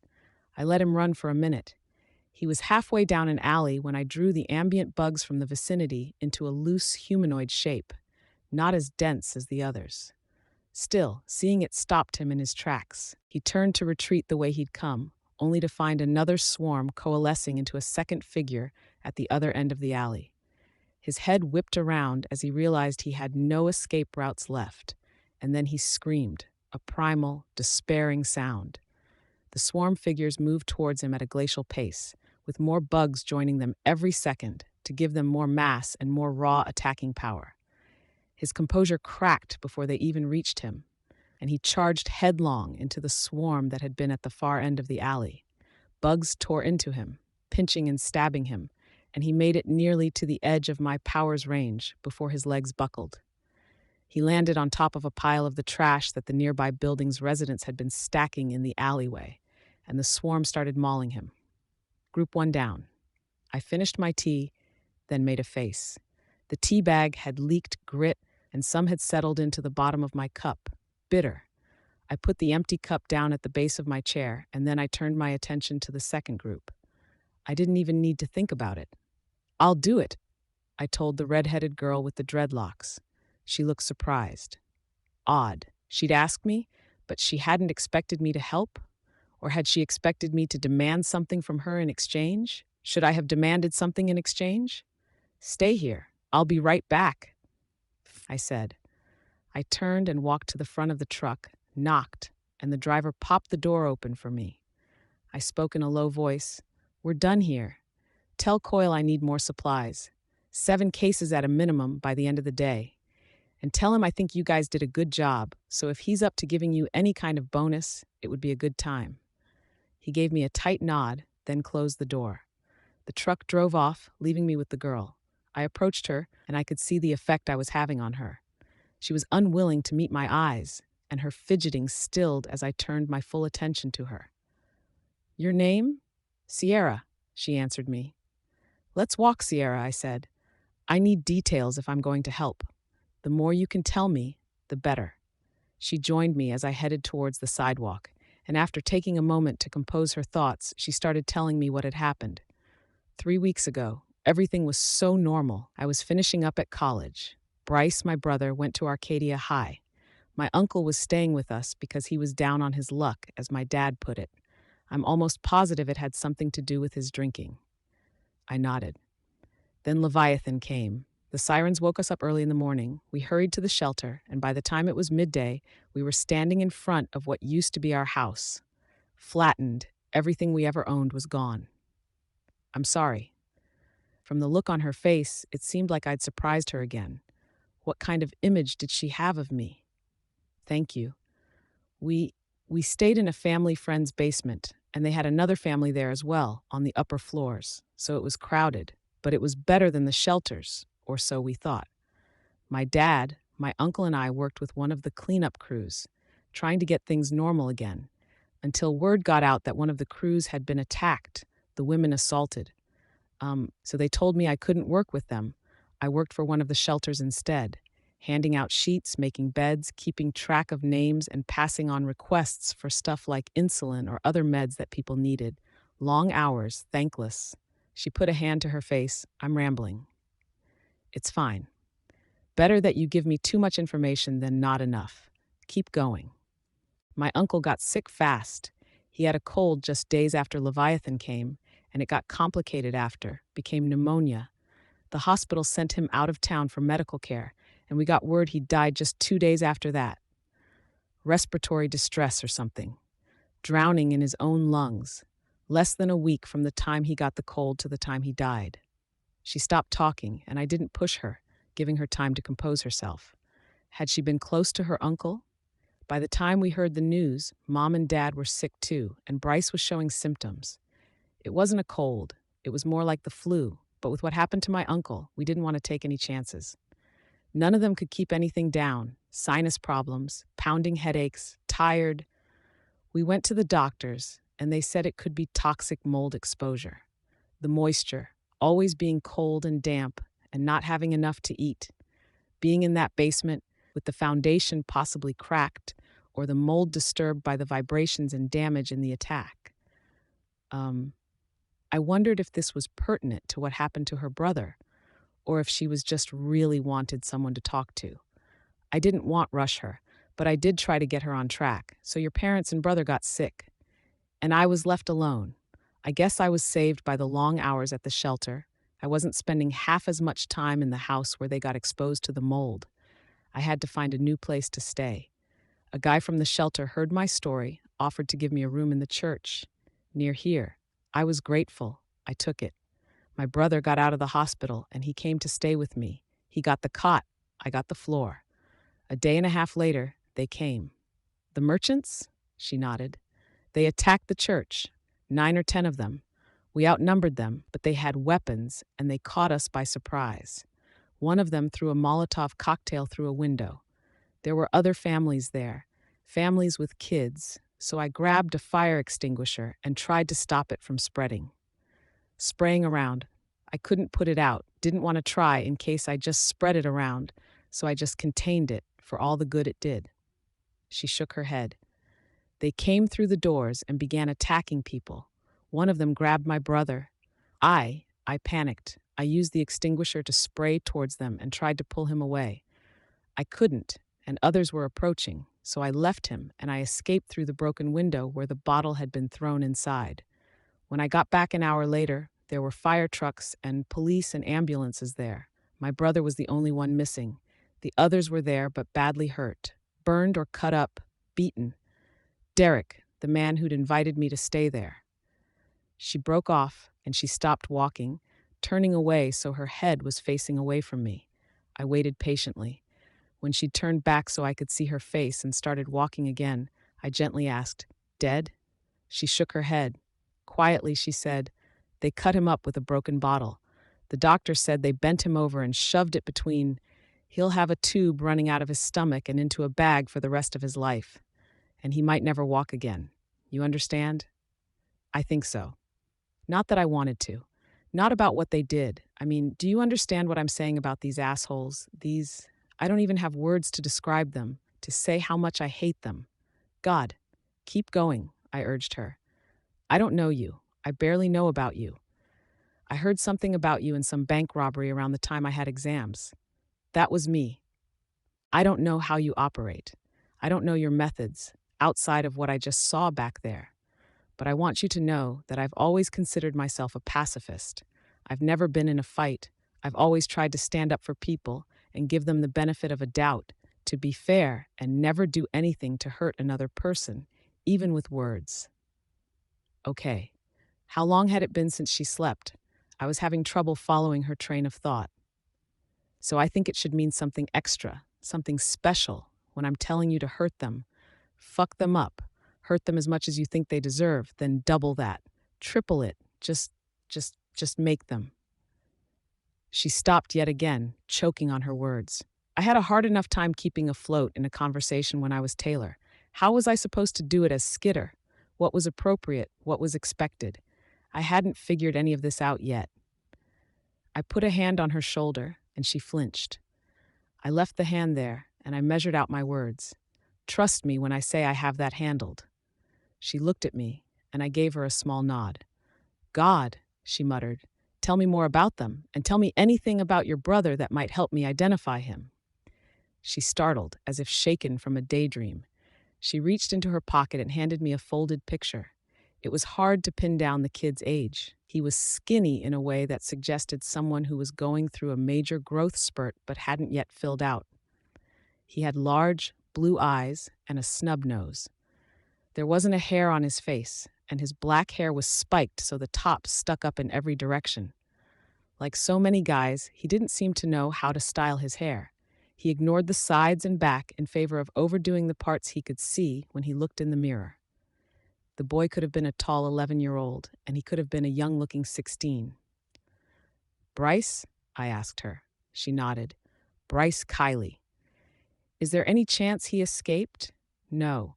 I've checked all the usual places, his friends, our old house, what's left of it. I stopped by the hospital where Mom and Dad are, and the nurses say they haven't seen him. How long ago did he disappear? 2 days ago. I nodded. I vaguely recalled that the 48-hour mark was when police considered a missing person as good as gone. That didn't mean I wouldn't try. It also meant I could feel less guilty about handling things here, with my territory, before starting my search. Did you get a look at the people who took him? Some. The one nearest me. He was fat, white, and he had one of those bushy, wild man beards. You know the kind I mean? It sticks out everywhere. No grooming. I know what you mean. And his hair was really long and greasy, so it stuck to his scalp. Okay. Then there was one woman. Maybe middle-aged, bleached blonde hair. Trailer trash. And she was with this tall black guy with a scar on his lips. He was the one who was grabbing Bryce. He had a bottle in one hand he was drinking from and a length of pipe in the other, so I think he was the one who used the bottle on Derek. Were they wearing anything? I don't think anything major. Most of the guys were shirtless, and the ones who were wearing clothes were wearing t-shirts, some with no sleeves or with the sleeves torn off. Oh, and a lot of them had these bands around their wrists. Plastic, colored, sometimes one or two, but the black guy had a lot. I remember seeing the ones on the black guy's wrist and thinking it didn't seem like something he would wear on his own. Okay, that last bit is especially good. Were they a way of marking status? More bands for higher status, with different colors meaning different things? Anything else? I can't think of anything major right this second. Okay, I thought, but she might come up with something more. Where are you staying? She hesitated to answer, but she finally relented and admitted, "Nowhere. I was out all last night, looking. I was going to go back to the place we'd stayed at first, our family friend, but the mold problem, and you said it was crowded. That won't do. You'll come with me." Concern flickered across her face. "I don't know. It's better if you're close, so you can answer any questions I have, and so I can keep you informed." She frowned, and I could practically see her working to think of a way to get out of my offer without offending. I knew if she didn't come with me, she'd probably wind up searching for a mediocre to unsatisfactory place. "This isn't really negotiable," I told her, just to forestall any excuses. For her part, she didn't argue. We made our way to the beach, and after I'd checked both ways, I led her into the storm drain. It took some urging to get her to enter the darkness, and I had to grip her hand to lead her into the oppressive black. I unlocked the barred door that led into the cellar and locked it behind us. When I flipped the switches to light up the ground floor, her eyes went wide. "You have power, electricity, and running water. Stay here a moment." I took the stairs two at a time to get to the second floor. Nothing too sensitive there, but I did walk up to the stairs leading to the third floor and slid a panel across the stairwell. With my keys, I locked it in place. I didn't feel it was that obvious to anyone glancing around the room. It looked like a section of wall until you saw the keyhole. I verified the bugs were all locked up tight in their individual compartments in the lids of each terrarium, then headed back to Sierra. "I'm making tea," I spoke as I came down the stairs. "You want some? Are you hungry?" I'm not a tea drinker, and I haven't had it in years, but that suddenly sounds like the best thing in the world. I'm afraid I don't have a kitchen table or chairs or even a living room for us to have the tea. There are beds in the other room if you want something to sit on, and you can make yourself comfortable there. This is strangely domestic for a villain. I turned to look at her, and she hurried to add, "I mean, it's fine. I'm not offended. I am a villain. But I'm also a person under this mask, someone who prefers tea to coffee, who enjoys reading, who," I floundered, "likes sweet and savory foods, but dislikes anything spicy or sour. Point being, I'm someone who wants to make sure you get taken care of, especially if you're among the people I'm protecting in the territory I'm claiming. Go, find a bed." Obediently, she went to do just that. I put the kettle on, then got the sugar. What did I have that would go well with tea? I got out a box of graham cookies with chocolate on one side. I poured out the tea into mugs and put a tea bag in each. I poured milk into a small measuring cup so Sierra could have milk with her tea if she wanted, and similarly doled out sugar into a small bowl and placed a spoon inside it. Then I tore open the box of cookies and sorted them onto a plate. I put everything onto a tray and went to find the room where Sierra would be seated. She was lying on the bunk bed, already fast asleep. Quietly, I set the serving tray down on one of the luggage trunks at one corner of the room, collected my own tea, and went upstairs to the second floor. It took me 3 tries. On the third attempt, the beetle, supported by others and a crack in the pavement, successfully struck the match against the side of the box as the other bugs adjusted its position. A small flame flared at the end. Other bugs leveraged matches out of the box the woman had dropped, gripping the matches in their mandibles. Sometimes 2 or 3 bugs to one match. Like a relay, they touched one match to another, passing on the flame from the beetle's match to each of the others. It wasn't long before there were more than 30 beetles, each with a lit match in its mandibles. Some died from the heat their own matches generated, but most were able to stand it. I could imagine the visual of it, kind of like a small sea of tiny flames like lighters at a concert. Or maybe it was closer to a lynch mob, a crowd holding torches, radiating with an imminent threat of violence. It was a shame it was closer to noon than midnight. I imagined the effect would have been even more exaggerated in the darkness. The woman stepped away, pulling off one of her wet shoes. She threw it at the bugs, and it rolled over a few. A heartbeat later, it burst violently into flame. It didn't make a difference. The swarm that was armed with matches was already too spread out for one shoe and one small fire to slow them down at all. The woman's attempts to remove her other shoe made her fall over, and she suppressed a grunt of pain as she landed. She successfully kicked off her other shoe and then began simultaneously fumbling with her belt while trying to crab walk backwards away from the advancing sea of tiny flames. I could picture it. It would be intimidating, a sea of bugs acting with a backing of human intelligence, each with their tiny torches.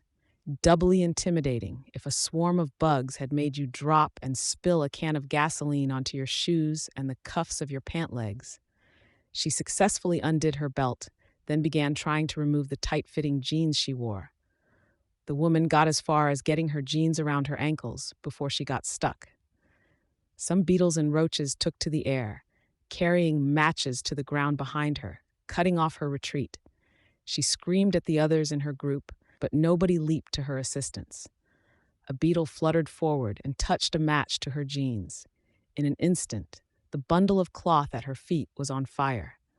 She tried to pat it out, but her efforts to remove her shoes had gotten trace amounts of gasoline on her hands. Her right hand ignited, the insects on it dying, and she threw herself to one side to thrust it into a hole in the road where water had collected, her feet still kicking as she tried to remove her jeans. Gasoline transferred to the water's surface and flickered with the faintest of flames. One of her friends finally stepped forward to help her, grabbing her under the armpits and dragging her 10 feet down the road to a spot where more water had collected. Together, they worked to put out the flames, dousing her bundled jeans into the water. I could maybe have stopped him, driven him away, but my interest was more on spooking them than causing grievous physical harm.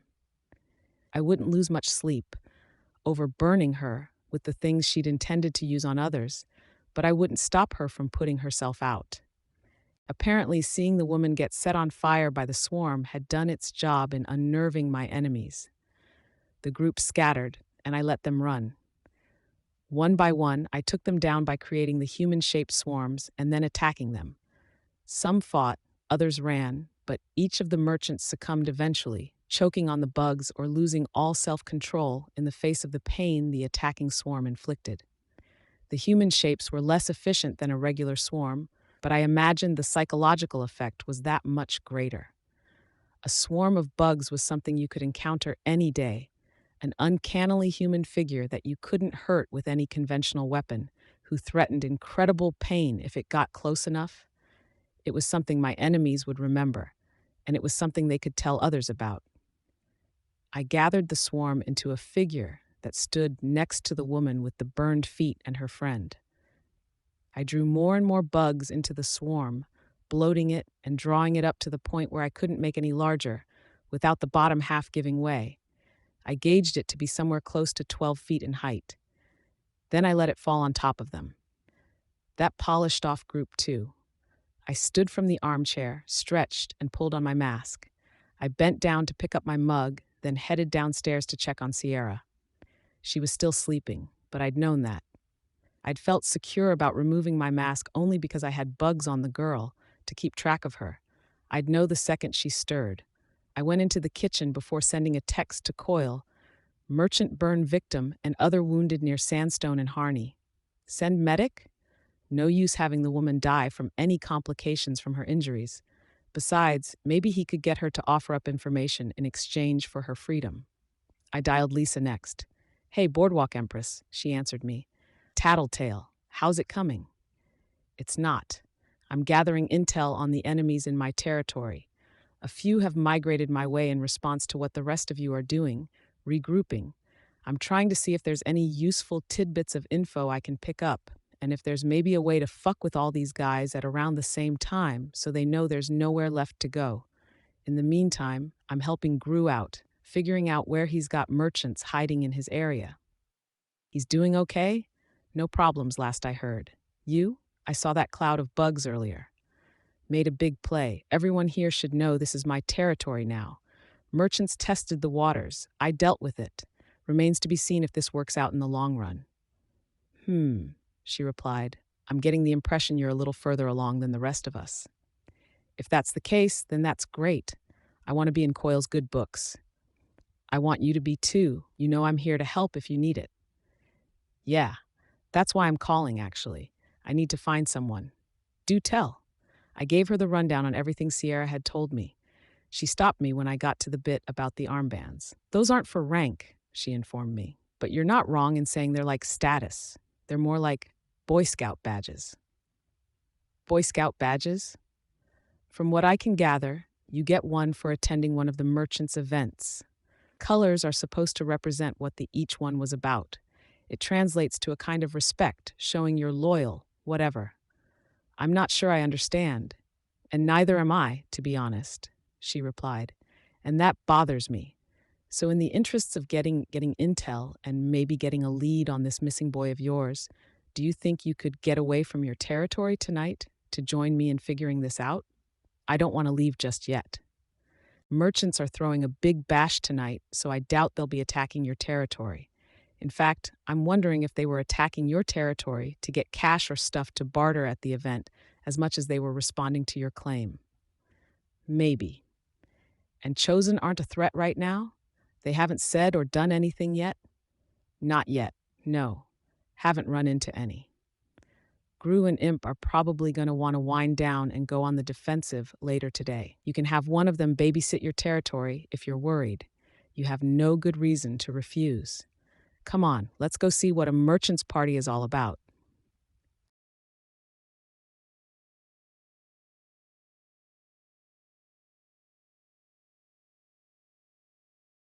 Arc 11, Infestation, Part 4. Coyle had put Bitch's hideout in an area nobody wanted to be, masked with the appearance of a building nobody sane would want to enter. Gru's place and my own lair were camouflaged in outward appearance and set in more discreet locations. Tattletale's place, by contrast, was in plain sight, and it was also one of the highest traffic areas I'd come across in the past few days. The city block that hosted Tattletale's hideout was a short distance from Lord Street, and it sported only two intact buildings. The first building was a gas station that was currently hosting more than a dozen wrecked or flooded cars that had been dragged off the road.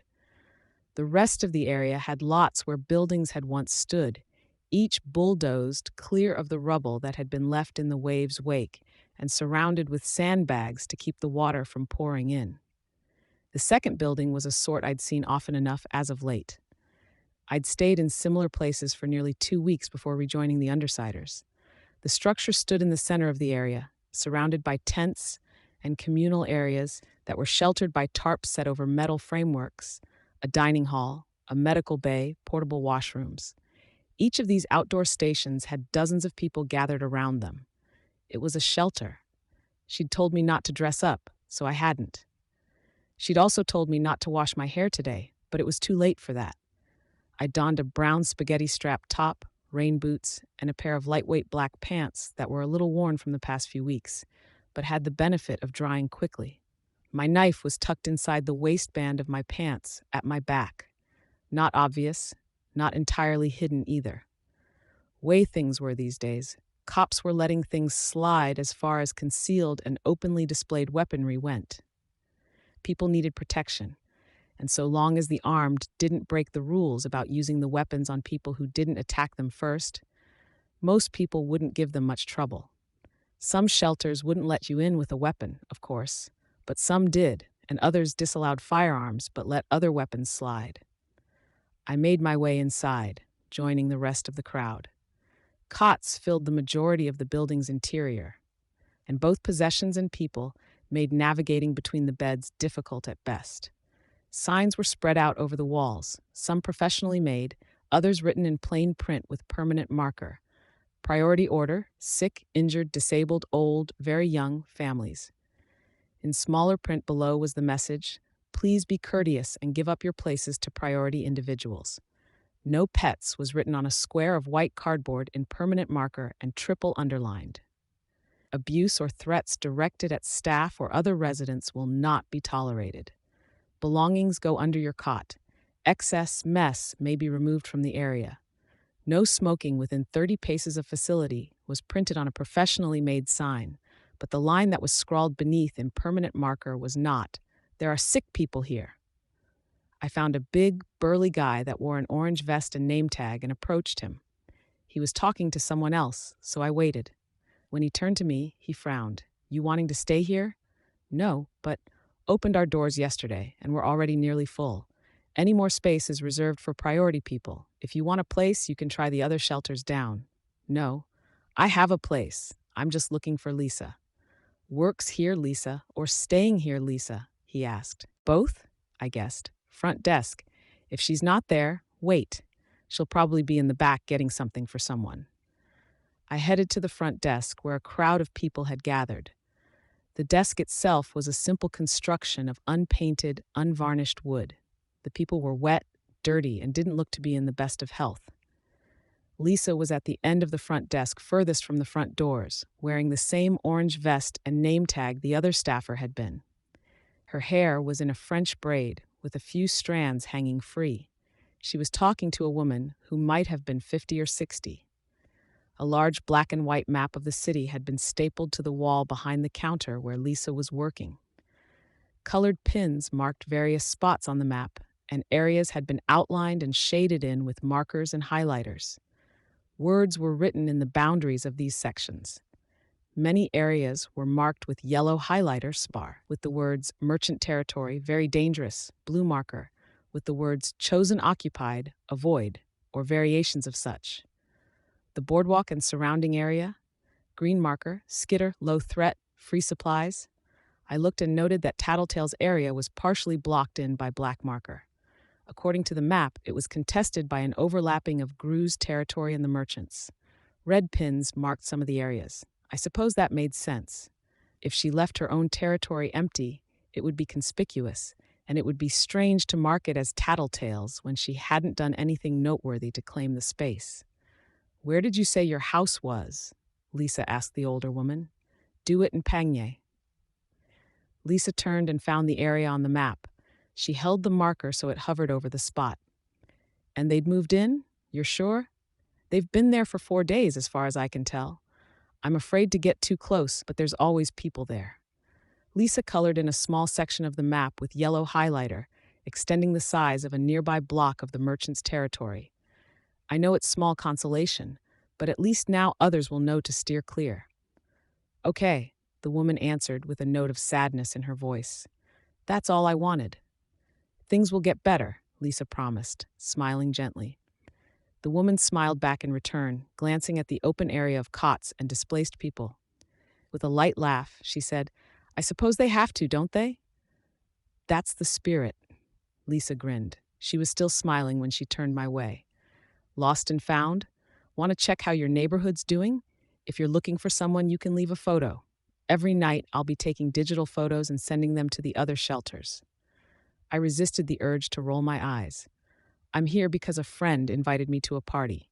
She winked, then shouted, Dimitri, take over for me. A man from the crowd behind me shouted his response. Lisa waved me behind the counter and led me through a door. Surprised you aren't running this place, I told her. Too obvious, she answered with a smile. She threw one arm around my shoulders, and this lets me be right at the center of things. Information from the people who are out there every day, watching. Good setup. And it gets better because I have this. She opened another door. The room was small, and it was hot with the running computers that were crammed into it. 6 people were seated at different points in the room, each with their own computer. 2 more computers sat unoccupied. The walls were scattered with photos, maps, printouts, and post-its.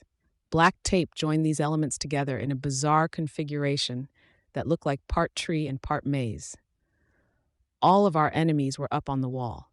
The merchants, Fenrir's Chosen, the Pure, the Protectorate, New Wave, and the Wards. There were pages relating to something Lisa was calling Case 53. Dragon was up there, as was Scion. The Slaughterhouse 9 were on a bulletin board, but Hatchetface's picture was crossed out in red marker. Impressive. I'd like to think so. With word of mouth and gossip from the crowd out there, and the web info and the concrete data in here, I'm pretty in touch with all that crap. Except it's tiring. I'm feeling the beginning of one of those headaches I get when I use my power too much. So you and I are going out for some fresh air. Knowing where we're going, I doubt the air's that fresh. It's a saying, kiddo, she smiled. I know. I'm just a little worried about there being trouble. I lowered my voice, all too aware that Lisa's computer guys could see me unmasked. I didn't want them to connect the dots. just feel uncomfortable without my stuff. This is strict recon, and the people we're doing recon on are dangerous. True, but we'll have escorts. She led me into another room, hers. A quick glance around showed that a section at the back was curtained off, while the front had a desk with a computer, a bank of phones, and 2 television screens. Escorts? I asked, as the door closed behind us. Like dates for a really fucked up prom.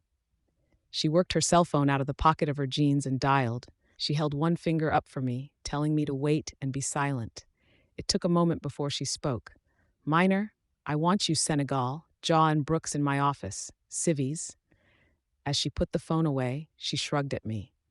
I know you'd rather Brian come with, but he's got his own thing going on, you know? Oh no, I'm okay that he isn't coming, I told her. Things are bad between us. I totally didn't know you'd confess to him, you know? I saw the awkwardness between you two and the distance, but I assumed it was because you'd used him as a shoulder to cry on. My power filled in those blanks all wrong. Yup, confessed. Not sure what sucked more. Him saying he thought of me in the same terms as he thought of Aisha, that he considered me a friend, knowing I'd fucked said friendship up, or him implying he'd only been nice to me because he pitied me. She frowned. I'm going to kick his ass for being that. No, Lisa frowned at me. I went on. Don't interfere. Don't make things worse than they already are. He's mad at me. He's hurt by what I did. And, I bit the corner of my lip between my teeth, tried to think of how to gracefully state what I wanted to say. We're already separated. You get what I mean? We're each in our own territory, doing our own things. If something happened to push us further apart, I dunno if I'd even ever get his friendship back. Oh, Taylor, no. Lisa started. Before she could launch into any reassurances, there was a knock on the door. Come in, Lisa called out. Then she told me, quickly, we'll get into this later. Seeing the first 3 men come into the room, I was left with the distinct impression that Lisa had picked out the biggest, meanest-looking men in her retinue. Then I saw the 4th guy. Where the first 3 were in the neighborhood of 6 feet in height, physically powerful, the 4th was an inch or so shorter than I was, though he was still in good shape. Better shape than me, for sure, but not someone imposing like the rest. Of the 4, I noted the guy who was wearing the most wrinkled clothes, with the thick beard and the broad gut. He wasn't imposing because he'd packed on muscle like the others, but because he was big, looking like a grizzly bear that was dressed up like a person. What caught my eye, though, was the ironic fact that this same guy was having the hardest time at shrugging off that stiff-backed, square-shouldered military bearing that had been hammered into him at some point during his one-time career. These guys were soldiers, coils, and now tattletales. Lisa pointed at one of the taller men, a blond guy with a long face. Not long in terms of being sad, but in terms of how genetics had put it together. Minor, team captain. The next guy, darker-haired, with unshaved scruff on his cheeks and chin, she identified as Senegal. She smiled as she turned to the burly, overweight man. Jaw, I'm still waiting to hear where he got the nickname. No comment, Jaw rumbled. That left only the smaller guy. Brooks, she told me, our field medic, though I'm hoping we won't be needing his services there, and ex-Air Force, handy with radios and computers, also pretty good with a gun. Jaw nodded assent to that. These 4 will be our lookouts, bodyguards, and helping hands on our little errand. We can pose as couples. She grinned at that. Brooks spoke, and his voice had a hard sing-song accent I had a hard time placing. Couples? 4 guys and only 2 girls? Minor escorts me. Senegal escorts my friend. And she took Jaw's hand and placed it on Brooks's shoulder. You have your date. Jaw laughed, and Brooks turned red, anger etching his face. The fuck? Brooks growled. Watch it, Minor spoke. He didn't raise his voice or add any inflection, but I could see Brooks react as if he'd been slapped. I could have brought Prit, Lisa admitted, but I'm more comfortable with there being more guys in our group. Chances are good we'll get in a minor scuffle somewhere along the way, and way the merchants operate, they're going to respect guys more. Ready to head out? She looked at her cell phone's display. Party starts soon, and we've got to walk. Lisa removed the orange vest and name tag and then walked around to her desk to retrieve a series of colorful elastic bands. She snapped one around her left wrist, then handed 2 to Minor. She wore one yellow. He wore one yellow and one black. That done, she led the way out of the shelter, giving a sloppy salute to her boss at the front desk. Together, we walked as a crowd. We were a block away from the shelter when Senegal put one hand on my shoulder and pulled me closer. Uncomfortable, I looked up at him to see his expression, and I didn't like what I saw. It reminded me of a look I'd seen on Bitch's face from time to time. That look where I could see that animal that had been at the core of any of us since before we walked upright. Just like Bitch, the animal at Senegal's core was vicious. The difference was that he was much better at pretending to be normal, and his animal wasn't angry. It was hungry. He wore a polite smile and wasn't doing anything more offensive than holding me, but something in his demeanor told me that Senegal wasn't bothered in the slightest to be a 30-ish guy with a teenage girl in one arm. Just the opposite.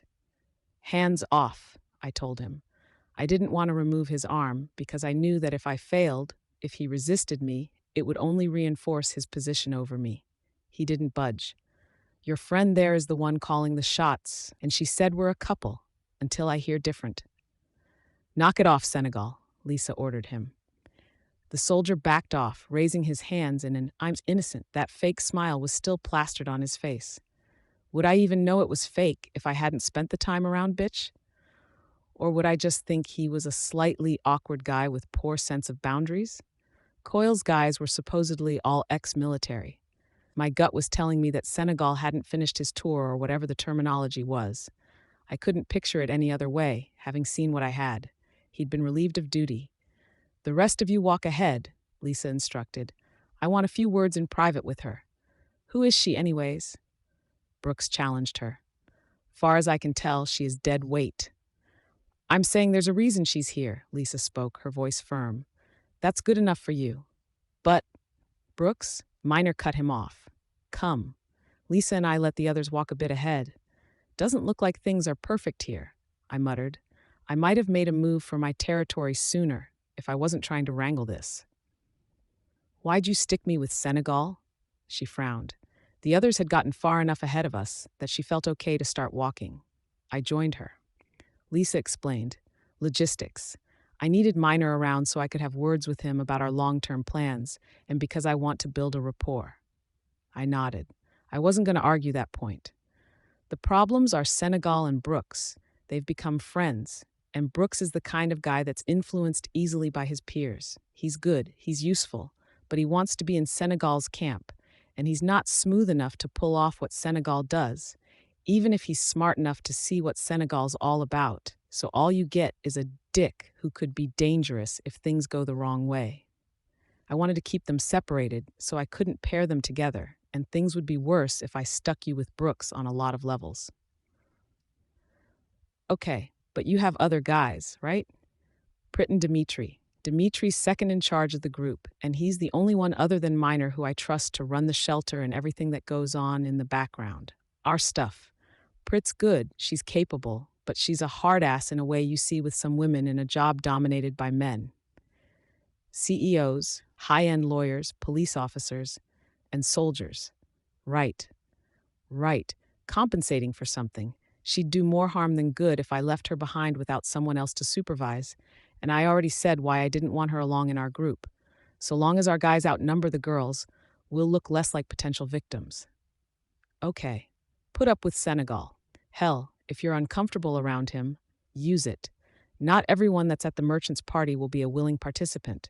We'll fit in more if you act skeeved out by him. I crossed my arms over my chest and brushed at my shoulders, as if it could shake the feeling of Senegal's arm resting on me. I don't like showing weakness to a person like that. To a bully. Play along, and I'll make sure you never see him again after tonight. We just need him for this one errand. He's got that look that can scare people, without being too obvious about it. Between him and Jaw, we actually kind of look like merchants. Okay, I spoke, jamming my hands into my pockets.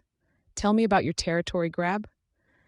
I did, going into detail about the play I'd made, dealing with the merchant who had tried to cut me, encountering battery, then returning to my lair to fend off my enemies from a safe vantage point.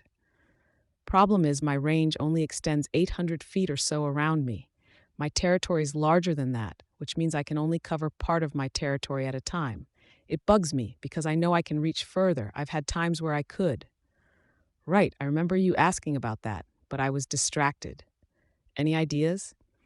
One theory, and there's a good bit and a bad bit to it. Yeah? Just going by how my own power fluctuates, hearing what you're saying about yours. You got a range boost that day of the hearing, right? When you went to your school to talk about the bullies and everything fell apart? Right, I said. And the day Leviathan came. It wasn't just range. The bugs were responding just a bit faster. Maybe a tenth of a second faster. But yeah. Okay, here's my theory then. I think your power's strongest when you're closest to the situation where you had your trigger event. What? Honestly, I'm highly suspicious that it's true for any cape out there. Whenever you're in the same kind of mindset or same sort of physical situation you were in when you got your powers get stronger. The bad news is that you probably can't leverage that to your advantage.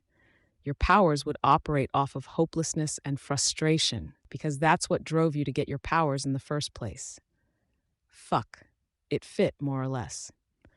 The really scary part is that it might be doing us a disservice because it works like a Pavlovian trigger. Like how the dog who hears the bell ringing every time he gets food starts to drool when he hears the bell. This might be subtly urging us back into ugly, violent, or dangerous situations, with the benefits of having our powers temporarily boosted. I wasn't sure I liked the implications of that. Then what's the good news? It's kind of like a defense mechanism. The worse a situation gets, the stronger you'll get. It's probably happened before to small degrees, but you haven't noticed it. You said you saw evidence of it in your own powers. Can I ask? Lisa looked back over her shoulder, as if checking nobody was following us. She sighed. I don't want to press, I hurried to tell her. Another time? She asked. I don't want to get into a bad headspace just before we do this thing tonight. That's fine, I answered her. Really, you don't have to say. I said no more secrets, didn't I? Just give me time to figure out how to explain. Of course. She gave me a one-armed hug. I realized where we were going well before we got there. Even hearing the music and knowing who the merchants were, I was still shocked to see it. Weymouth Shopping Center, the mall I'd gone to all my life, was now a rallying point for merchants. Hundreds of them, it looked like, all gathered together for one grand, debauched festival. Half of the merchants I could see wore a fresh band around their wrists or hanging from their clothing, like badges of honor. Lisa had noticed it too. Yellow bands were for a test of courage, black for near-death experience. The red ones they're handing out at the door?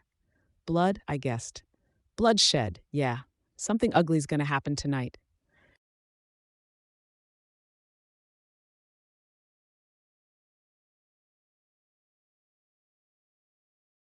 Arc 11, Infestation, Part 5.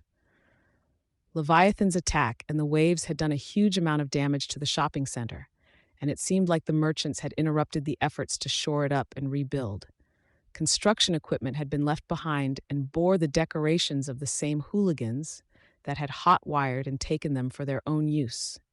The bulldozer closest to me had been spray-painted in hues of purple, blue, and red, and it had bras, children's toys, and defaced flags strung around it, among other things. Clothes racks from one of the clothing stores in the mall had been tied crudely to the scoop, and the jutting parts had been clubbed into rough points, as if they thought they could use the vehicle to run into people and impale them. Trash cans had been dragged into place around the mall and burned with an acrid smell of melted plastic and rancid meat. Countless merchants had gathered, some perching on piles of trash or rubble as lookouts, and it seemed like everyone was striving to be heard over the music that blared from the countless speakers that were set up in and around the mall. Not every set of speakers was playing the same music, or even the same kinds of music. The blend of a half-dozen techno, dance, and rap tracks devolved into a single grating, uneven noise. Senegal put his hand on my shoulder again, and I didn't stop him. As a group, we approached the side of the building where two larger guys were standing guard. They noted the elastic bands that Lisa and Minor wore, handed each a red elastic, and then waved them through. They're with us, Lisa spoke, gesturing towards the rest of us. The guy gave Senegal and I the go-ahead to pass, and I took the offered rubber band and pulled it around my wrist. The second we were clear, I brushed Senegal's hand from my shoulder. He smirked at me in response. No faggots, the other man spoke. We looked back and I saw Jaw and Brooks with a small crowd around them. Jaw looked at Lisa, and she gave a discreet hand signal, making a fist and tapping her leg twice. A moment later, Jaw was stepping in close and slamming the heel of his hand into the doorman's nose. He fell roughly on a pile of rubble, and his friend who'd been guarding the door with him stepped forward. Jaw caught the man's hand and pulled him in close, smashing his skull into the man's nose. As the man fell, blood gushing from his nose, Jaw straightened, cracking his knuckles. Anyone else want to complain? Jaw asked. Nobody did. I was surprised at how quickly people backed off and went back to whatever they'd been doing before. Jaw collected 2 red elastics, put a hand on the small of Brooks' back, and nudged him inside. The interior was so crowded we could barely navigate, and it was rank with the sweet and sour smells of sweat and garbage that had just started to reek. Body lice had found hosts with a full fifth of the people here, and more were spreading to new hosts in the shoulder-to-shoulder press of the crowd. The tide of bodies around us might have crushed us if our bodyguards weren't clearing the way. Senegal and Miner simply pushed through the crowd with enough force that some fell over, while Jaw and Brooks followed our group. Nobody complained too loudly, and from the way others took it in stride, it seemed this was the norm. Here, I was coming to understand, might made right. Judging by the packs of people, might wasn't necessarily physical strength. Those who had the force of numbers at their backs or the better weapons could do what they wanted. If they didn't have numbers, sheer physical strength, or weaponry that put them one step above the other guys, they became victims instead. Want to buy a lady or maybe a sir? One of the vendors leered at Miner. A group of men and women were gathered in a stall behind him, watched by another merchant. Were they whores or slaves? I wasn't sure I wanted to think too long about it. No, Miner answered. Have a girl. Get a second. Or do you want something else? Got bullets, got some treats, booze, bad, K, decadence, madman, nose powder? Not interested, Miner answered. Not interested. The merchant rubbed his chin, looking skeptical. Right. Wait, Lisa grinned. Decadence sounds good. How much? 20 per. Bullshit, she replied. Not even if it was pure, which it probably isn't. $8. Ah, we have an expert here, do we? Can't blame me for trying. You have to understand, it's hard to get product with things the way they are. 10. 8. He looked around, stared at her for a few seconds, then conceded. 8. For me and 2 of my buddies here. That's $24? The man nodded eagerly. 24. She forked over a 10 and a 20 and collected her change and 3 pills. She turned to me. Open up. It's ecstasy. I dunno, I answered her, feeling legitimately nervous. I didn't want to refuse her outright and blow our cover, but I definitely didn't want to get high.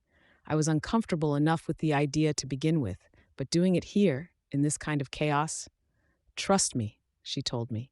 Obediently, I opened my mouth. She pressed 1 small pill down on my tongue. I closed my mouth. She turned to Brooks and gave him one as well. As our bodyguards led us through the crowd, she leaned over until our heads were touching. Sugar pills. A little sleight of hand on my part. Just for appearances. Don't stress.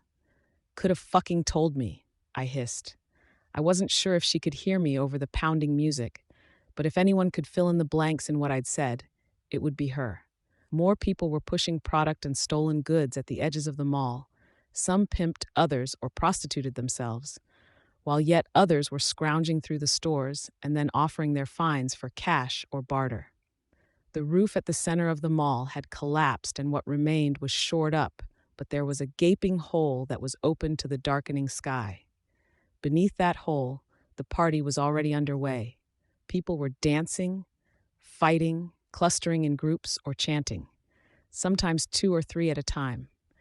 As we found some breathing room, Lisa gathered the group together. I withdrew the picture. We're looking for this guy. Nobody disagreed or debated the point, not even Brooks. Senegal had dropped the smirk and was all business as he remained at my right shoulder, tall enough to see over the top of the gathered people. On the far end of our group, Minor did much the same thing. That left Lisa and I between them. Brooks and Jaw left to go looking on their own. In front of us, someone got tackled to the ground. His attacker began pounding at his face while the people around them cheered. We detoured around that group, which brought us face to face with an exhibition. The scene was set at the front of a woman's clothing shop, and the window had been shattered.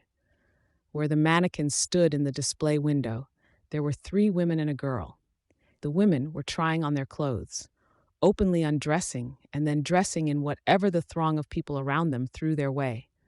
Their eyes had the glazed over looks of people who were on something, and their skin shone with a faint sheen of sweat. They smiled as they posed provocatively and hugged the mannequins, showing off the clothes, as if the clothes were what the crowd was there to see and not the skin that was revealed while the women changed. The teenage girl at the far right of the stand was another story. She was dark-haired, and the makeup she wore looked like it had been applied by someone who hadn't used makeup before. She clutched the collar of her sweatshirt in both hands and stepped back as the crowd surged forward, reaching for her. Being barefoot, she couldn't step down from the display platform without stepping onto broken glass, and any attempt at running would only lead her into the reaching mass of merchants. If she'd taken the same drugs as the other women, fear had already sobered her up. She looked entirely alert, and she looked terrified. No red band on her wrist. She wasn't here by choice. Someone climbed up onto the platform, grabbing at one of the women. He wasn't up there for 2 seconds before the crowd dragged him down and threw him to the ground. The people around him stomped and kicked him for his temerity. That was social cooperation on a really twisted level. From my interpretation, they weren't doing it for the women, but for themselves. They all wanted the women, but if someone stepped up to take one for himself, they'd collectively beat him for trying to take what they'd silently agreed to share by way of watching. That meant the teenage girl's situation was especially grim. She couldn't run, and if she didn't give the crowd a show, they'd lose patience with her and treat her just as they had the other guy, or worse. If she did give them a show, with the way emotions were running high, I expected things would turn ugly right around the moment the crowd started to get bored. Exhibitionism would only buy her time. Let's go. Lisa pulled on my arm. We should help her. Lisa glanced at the girl. There's at least 100 people here that need help. We can't save them all. We should help her, I growled the words.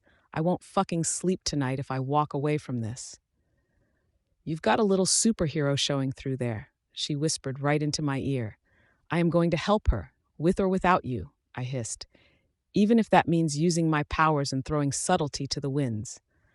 Okay, probably don't have to go that far. Hold on. Lisa pulled on Minor's arm and he bent down so she could speak in his ear. Minor straightened, and with one fist clenched, he made his way through the crowd, pushing people to either side, and then stepped onto the stage. The insults hurled his way were impossible to make out over the noise of the music and the larger crowd. He ignored them as he stepped behind the girl, caught her around the waist, and then threw her over one shoulder. She screamed. I'm buying this one, he hollered. Whoever brought her, here's your fucking money. He revealed what was in his clenched fist, money and pills. The sugar pills Lisa had brought. He cast them into the crowd, and in that instant, the exhibition was over. The crowd tore into one another, fighting over what had fallen onto their heads and shoulders, or drifted past them onto the ground. The other women backed into the clothing store. As Minor plowed his way through the crowd, Lisa lunged forward. She caught the wrist of an older man, and I saw that she'd just stopped him from turning a knife on Minor. I moved to back her up, kicking the guy in the side of the knee. He dropped the knife, and it skittered along the floor to the boundary of the crowd. I fell on top of it, covering it with my body to prevent anyone else from taking it, then grabbed it for myself at the first opportunity. Senegal helped clear the crowd out of the way, so Minor had an exit route, and I stood, pointing the knife at anyone who looked like they might make a move for us. The size and muscle of our bodyguards posed too much risk for the merchants here, with the potential rewards of getting the girl from them being far too scarce, compared to the immediate rewards that were in arm's reach. The crowd let them be and continued to scrabble for the bills and pills. We legged it in, making distance from there, and the girl screamed and kicked the entire way. People around us laughed and hooted. I couldn't make out everything that was said, but there were lewd comments and dirty remarks cast our way. I was swiftly losing faith in humanity. Not that I had much to spare. How many people had joined the merchants after everything went to hell? 1 in 200 of the people who declined to evacuate the city? 1 in 100? 1 in 50? How many of these people had been ordinary citizens until civilization broke down? Had I passed any of these people on the street while going about my day? We headed into a hallway that branched off into a side entrance and bathrooms. But the rubble blocking the door and the lack of water in the bathrooms left little purpose for the area beyond being a quieter spot away from the party. Lisa signaled, and Senegal moved to stand guard at the entrance. The hallway now held only Minor, Lisa, me, and the rescued girl, along with 2 small groups of younger people. There was a couple making out at the far end of the hallway, getting hot and heavy, oblivious to their audience. Nearer to us, in the alcove that led to the out-of-order bathrooms, there was a trio of teenagers that were so plastered with drink that they couldn't sit upright. Empty bottles were scattered around them. It was as much privacy as we'd get. Minor put the girl down, and she immediately shrank back, getting her feet under her as if ready to bolt. "You're safe," Lisa assured her. "We're not doing anything to you." The girl wiped at her eye with the back of one hand, smearing thick eyeshadow and eyeliner across her temple. "But she's right," Minor spoke, standing. "You're as safe as you're going to get for the next little while." "Oh, God," the girl sobbed. She moved forward, ready to give Minor a hug, but he stopped her with a hand on her shoulder. He didn't speak, but only turned to Lisa. "Don't thank him, thank her." Lisa looked my way. We wouldn't have gone out of our way to help if she hadn't been stubborn. Before I had a chance to respond, the girl threw her arms around me, hugging me tight. Lisa motioned to Minor, and he headed off to join Senegal in guard duty, leaving the rest of us alone. Better, probably, if the girl's state left her uncomfortable or spooked around guys. "Thank you," the girl sobbed into my shoulder. I hugged her back, reflexively, a little shaken. Why had it taken this long for someone to say that simple thing to me? I'd wanted to be a hero once upon a time. "I didn't do anything," I managed to get the words out.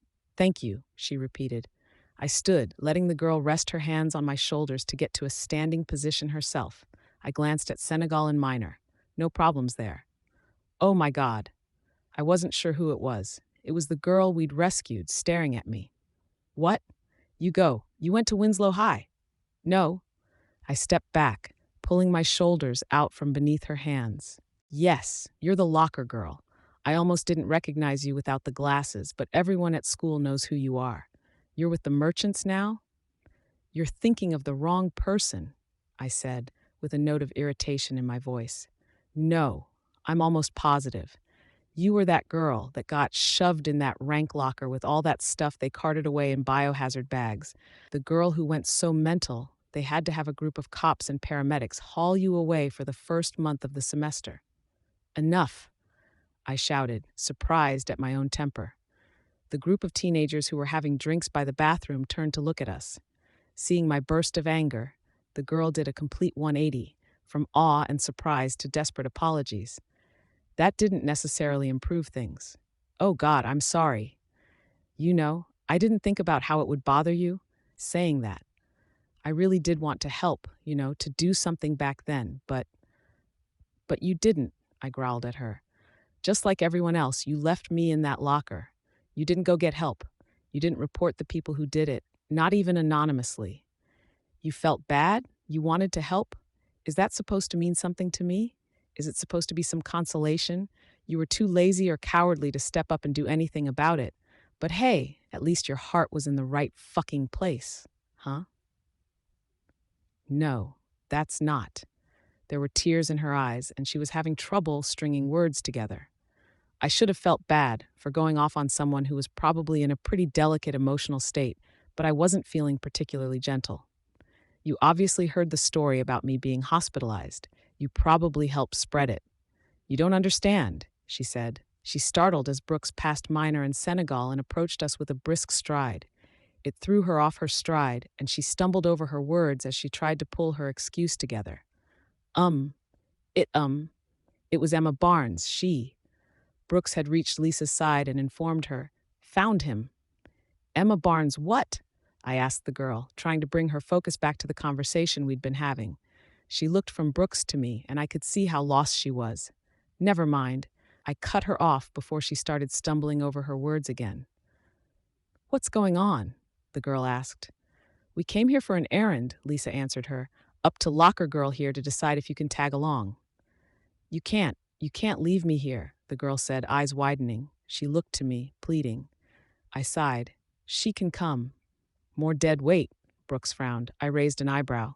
For someone with the primary job of giving people medical care, you're pretty dead set against helping others. I have a low tolerance for people who get themselves into an ugly situation and then expect others to bail them out. That's fine, Lisa said, just so long as you do your job. I always do, Brooks retorted. What's going on? The girl said, for the second time. Who are you? Just shut up and keep up, I said. We joined Senegal and Minor at the entrance to the hallway, then followed Brooks's lead as he strode across the mall. We got bogged down once more in the press of people dancing, jumping, and grinding in the center of the mall.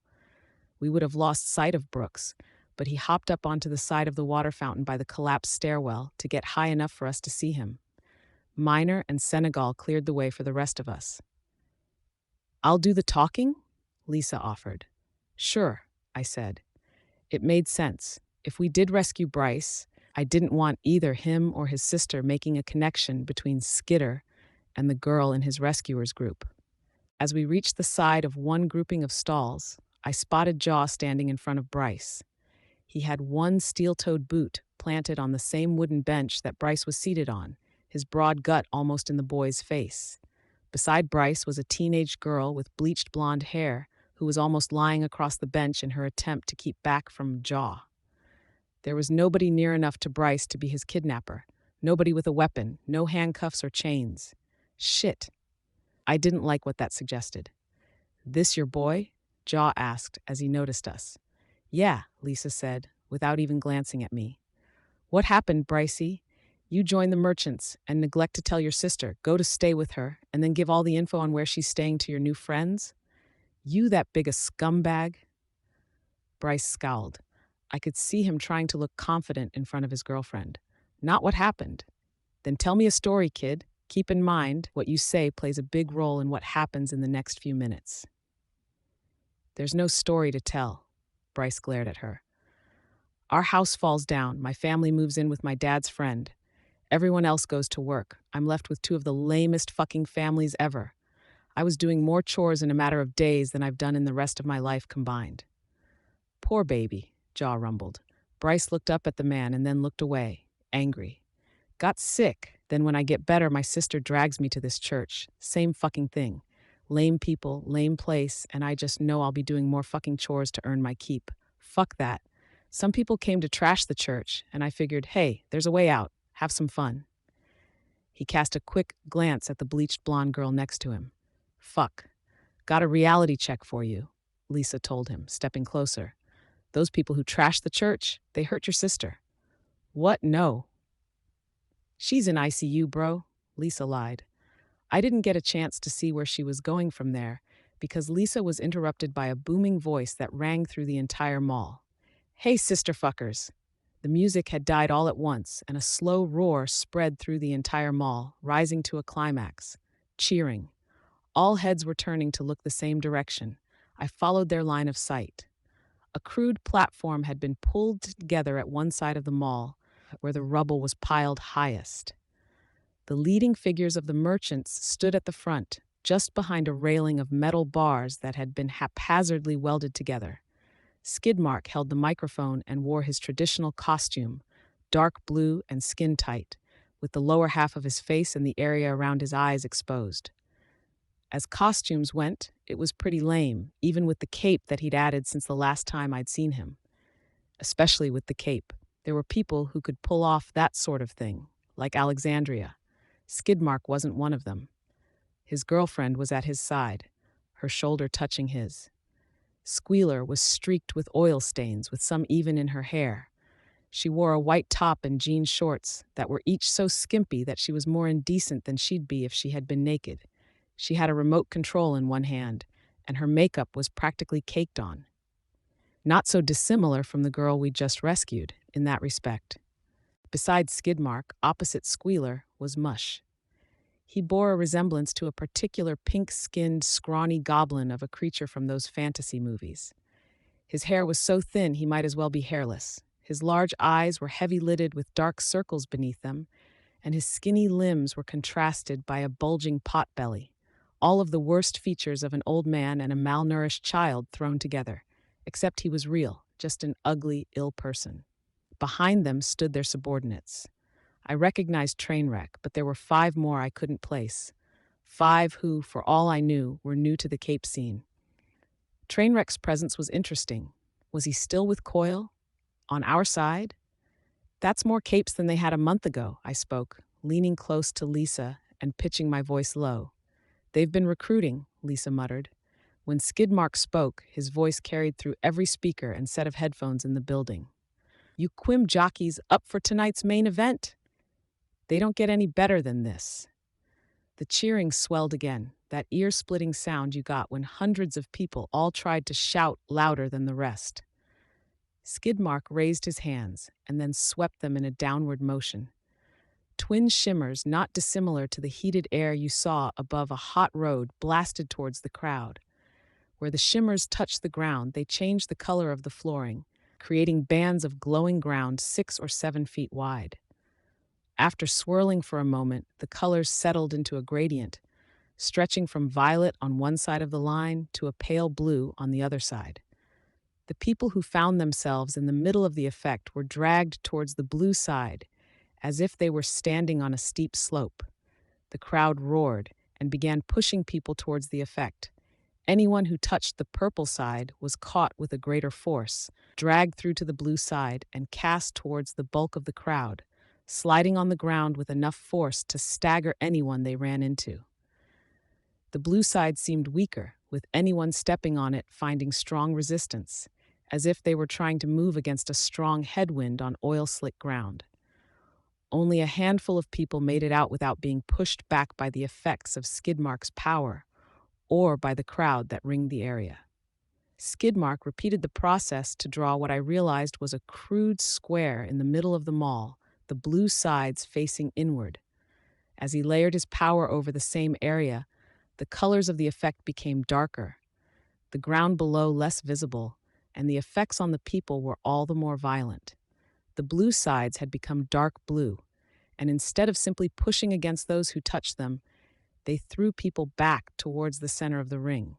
You piss-licking losers know what the red armband means. Skidmark crowed. Bloodshed. Violence. We've got ourselves a free-for-all brawl. The noise the crowd made reached a peak it hadn't even approached before. Last 5 standing in the ring get a prize. A mean smile spread across his face. Even from where I stood on the other side of the mall, I could see how bad his teeth were. No rules. I don't give a shit-stained fuck if you jump in at the last second or if you use a weapon. Anything goes. People howled, hooted, and jeered, but I could see some of the faces of the people trapped in the ring. Most of them weren't cheering. Fuck me, Lisa whispered. He's trying to get people to have trigger events. That's how he's recruiting parahumans. Our contestants don't seem to be too excited, Skidmark shouted. Need an incentive? Let me tell you cockarglers what you stand to win. He snapped his fingers, and one of his powered subordinates, a woman with long hair covering her face, hurried forward. She held a metal box. Skidmark placed the case on the railing and popped it open. He placed what looked like a metal canister on the railing, then withdrew the next. By the time he was done, 5 metal cylinders were spaced out in front of him. He picked up the center canister and began unscrewing it. Before, we gave our winners the pick of the pick, the best stuff our boys and girls have been able to grab from the rich assholes with their fancy-as-fuck houses and jobs. Every eye in the place was on him. But tonight is fucking special, because we won the lottery when we found this shit. He withdrew a stoppered glass vial from the canister and gripped it in his right hand. With his other hand, he held the stainless steel canister. He thrust both hands over his head, each object clenched tight. Superpowers in a can.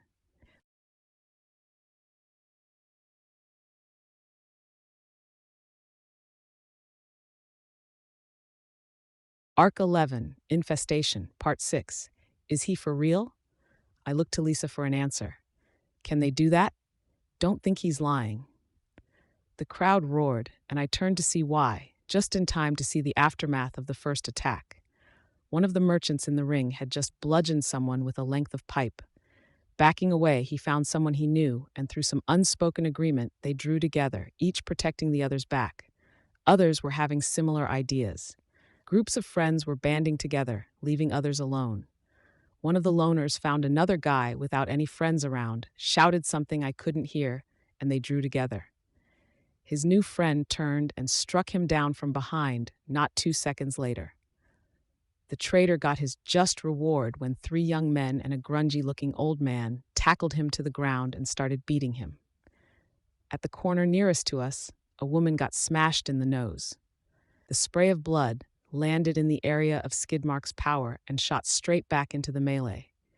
Inspired by this sight, a man who stood outside the ring grabbed a piece of rubble and threw it down at the edge of the ring. The chunk of concrete flew into the massed people, striking a man who was crouching and trying to avoid the worst of the fighting. This act started a chain reaction. The audience turned on the man who'd launched the chunk of rubble, clustering around him, punching and kicking him, and shoving him to the ground. Others were inspired by his idea and did much the same thing, using Skidmark's power to pelt the people in the arena. One man, helped by a kid who might have been his son, upended a trash can on the glowing ground to send rotted food and other rubbish flying into the ring. Others moved to stop them or shove anyone who got close enough onto the colored ground. The violence was escalating, and it didn't look to be slowing down anytime soon. "We should go," Lisa said. She turned to Jaw and ordered, "Bring the boy." Jaw grabbed Bryce by the shirt and hauled him to his feet. He pointed at the girl who had been sitting next to Bryce, and her. "Leave her," Lisa called out, raising her voice to be heard over the screams and cheering. She said something else, but I couldn't make it out. The crack of a gun being fired went off somewhere. Instead of stopping the crowd, it seemed to provoke them, pushing those who hadn't been participating into action, like runners who'd been waiting for a starter's pistol. It was as though the merchants felt more secure with their hands around people's throats than they did trying to get away. Skidmark gripped the railing as he hunched over it, grinning a smile with teeth that seemed to be every color but white. His eyes were almost glittering as he watched the chaos he'd set in motion. We moved as a group, Lisa's soldiers in a tight circle around us with Bryce, Lisa, the rescued girl, and me in the center. We made our way toward the nearest exit, but our way was barred by an unfolding brawl between two groups a good distance from the main spectacle. Rivals? Enemies seeing an opportunity to exact vengeance for some past event? The girl who'd been on the bench with Bryce ran for the thick of the melee surrounding the ring. She was shouting, almost screeching, "Thomas! Mom!" Bryce struggled in an attempt to go after her, but Jaw held him firm. I almost missed what happened next. A woman from the group fighting in front of us ran, and a band of young men charged after her, which brought them just in front of us. We collectively backed out of the way, but Bryce had other intentions. The boy wrenched out of Jaw's grip and threw his shoulder into the small of Senegal's back. The man was only barely able to keep from stumbling forward into the charging merchants, but with his attention elsewhere, Bryce managed to slip past. I joined Miner and Brooks in giving chase, and though Miner was bigger and stronger, I had the advantage of a slight build. I ducked between the people and followed Bryce into the thick of the audience. Bryce had reached his girlfriend and wrapped his arms around her. Still holding her, he turned to see us approaching. I was in the lead and Miner close behind me.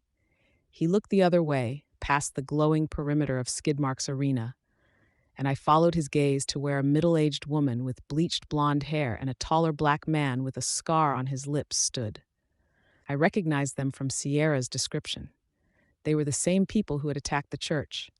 The man, Thomas, beckoned with a wave of his arm, and Bryce and his girlfriend ran, dropping to the ground as they touched the border of the ring.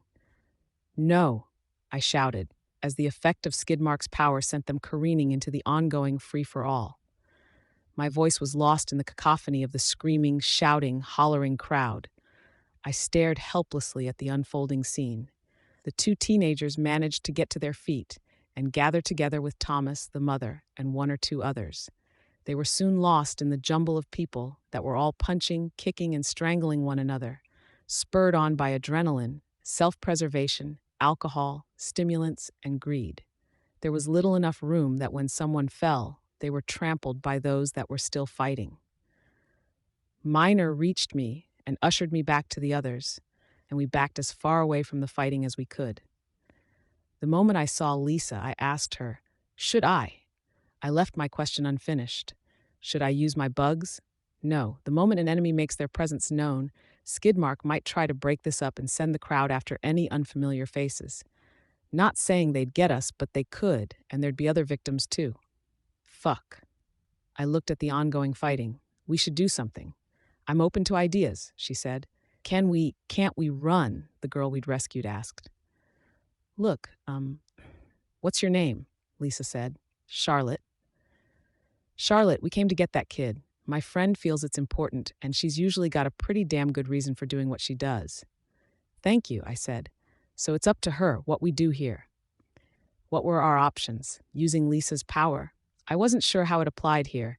If she had a way of addressing the audience, maybe there was something she could say to turn the tide or turn them against their leaders. But the only way to do that would be to get the microphone Skidmark had. We had Lisa's soldiers, but no matter how well trained they were, there was a certain point where fighters in quantity overcame fewer fighters of higher quality in a brawl. Not to mention that some of the merchants had guns. The great equalizer. I was pretty sure Lisa's soldiers would be packing, but the problem with guns was that they drew attention, and we definitely did not want to fall under too much scrutiny. This was what the merchants were.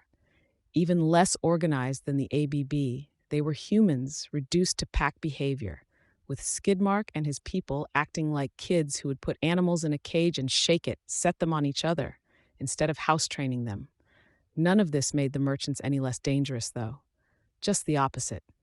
I had no options here, in the face of this. The most I could do would be to use my power on the entire crowd, and that would turn this already disturbed situation into something else entirely. We hold our ground, I told Lisa, unless things get bad enough that we're at risk. We wait for the fight to end, we see if we can find him, and we make our exit. Sticking around also means we can get more info on what Skidmark's got in those vials and where he got them. Okay, Lisa confirmed. That works. The minutes that followed were among the longest I'd experienced in my life. It wasn't a tedious, slow, agonizing passage of time like I'd experienced in the hospital bed, waiting to find out if I was being arrested or if my back was broken. No, these minutes stretched on because there was so much going on, and I couldn't lose my focus, look away, or pause for contemplation for a second. Different groups tried to pick fights with us. It was nonsensical, given that we weren't even in the ring, but adrenaline was running high, and we stood out because we were apart from the rest of the fighting, isolated. We had stuff they could take, and warm bodies they could, warm bodies. It was enough. We tried to hold a formation, with the bodyguards holding the outer perimeter, and the less experienced combatants, myself included, in the center. It quickly became apparent that these things didn't really hold up in a real combat situation. For one thing, our enemies quickly figured out what we were trying to do and tried to force Lisa's soldiers to break ranks. They would hang back and throw things, or stay just out of reach as they held weapons at the ready, looking for a moment when our frontline fighters were distracted or otherwise occupied. It forced Lisa's soldiers to move out of formation to deliver with the enemy with a few decisive hits, then back up to close the gap in the line. That was the plan anyways, but sometimes the opponent was too nimble to be taken down, and other times they delayed Lisa's people enough that someone could slip through the line and attack one of our less capable combatants, myself included. I held a knife in each hand, my combat knife and the one I'd taken when we'd rescued Charlotte. When I was forced to fight, I avoided lethal strikes. I had a sense of where the major arteries were and avoided them, even when I knew I could make a quick cut at someone's wrists or neck. Holding back didn't do me any favors, and I got smashed in the left ear once, struck in the gut and chest a few times, and a nail that was stuck through someone's makeshift club sliced the back of my upper arm. Still, Lisa's soldiers afforded me time to breathe. I remained vigilant for any break in ranks and incoming attacks. My arm smarted where I'd been cut, and my ear throbbed. I swallowed hard, glancing towards the ring, where people lay in heaps, and only 2/3 of the combatants were either injured, unconscious, dead, or playing dead. Feeling pressured, Senegal reached for his gun, but was forced to duck back and to the side to avoid being bludgeoned by a heavy metal lock one of the merchants had clipped to the end of a length of chain. The follow-up swing knocked his weapon from his hand. Someone else, a stocky man with eyebrows like caterpillars, moved through the gap to charge for me bare-handed. Could be worse. I set my balance and readied to strike with my knives, waiting until he closed in and I was somewhere else. It was like remembering something profound that I'd forgotten. I'd seen this before. Huge creatures filled my perception. It was hard to say how I knew they were two different creatures, when each of them existed in multiple parallel spaces all at once. Countless mirrors moved in sync with one another, each occupying the same space, just as solid as the others, half differing in how they moved and the worlds they interacted with. Each of them folded, unfolded, expanded, and shifted without taking more or less space. I couldn't wrap my head around it, even as I felt there was something like a pattern there. Some distant part of me realized I'd seen something similar to that folding and unfolding once, in a much simpler form. A tesseract, a fourth-dimensional analog to the cube. The difference was that while the cube had 6 flat faces, each side of the tesseract had 6 cubes, each connected to the others, another at each corner. To perceptions attuned to 3 dimensions, it seemed to constantly shift, each side folding or reshaping so that they could all simultaneously be perfect cubes, and each side was simultaneously the center cube from which all the others extended outward. The primary difference between these things and the tesseract was that these beings I was looking at were alive, and they weren't simple models I was viewing on a computer screen. They were living entities, life forms. There wasn't anything I could relate to, any biology I knew or understood, nothing even remotely recognizable, but they were undoubtedly alive. They were enigmas of organs that were also limbs, and also the exteriors of the creatures, each simultaneously some aspect of the entity as it flowed through empty space. It didn't help that the things were the size of small planets, and the scope of my perceptions was so small. It helped even less that parts of them seemed to move in and out of the other dimensions or realities where the mirror images were. The pair moved in sync, spiraling around one another in what I realized was a double helix. Each revolution brought them further and further apart. Innumerable motes drifted from their bodies as they moved, leaving thick trails of shed tissues or energies, painting the void of empty space in the wake of their spiraling dance, as though they were made of a vast quantity of sand and they were flying against a gale force headwind. When they were too far away to see one another, they communicated, and each message was enormous and violent in scope, expressed with the energy of a star going supernova. One word, one idea for each message. Destination, agreement, trajectory, agreement. They would meet again at the same place. At a set time, they would cease to expand their revolution and contract once again, until they drew together to arrive at their meeting place. The merchant caught me off guard as I reeled from the image of what I'd just seen. He caught me across the cheekbone with his elbow, and pain shot through my entire skull, bringing me halfway back to reality. Someone grabbed me, her chest soft against my back, her grip around my shoulders painfully tight. Charlotte or Lisa? The shift from what I had seen to relative normalcy was so drastic that I could barely grasp what I was sensing. I opened my mouth to say something and then closed it. I couldn't unfocus or take in the scene as a whole, as the entirety of my attention was geared for seeing what had I been looking at. It escaped me as I tried to remember.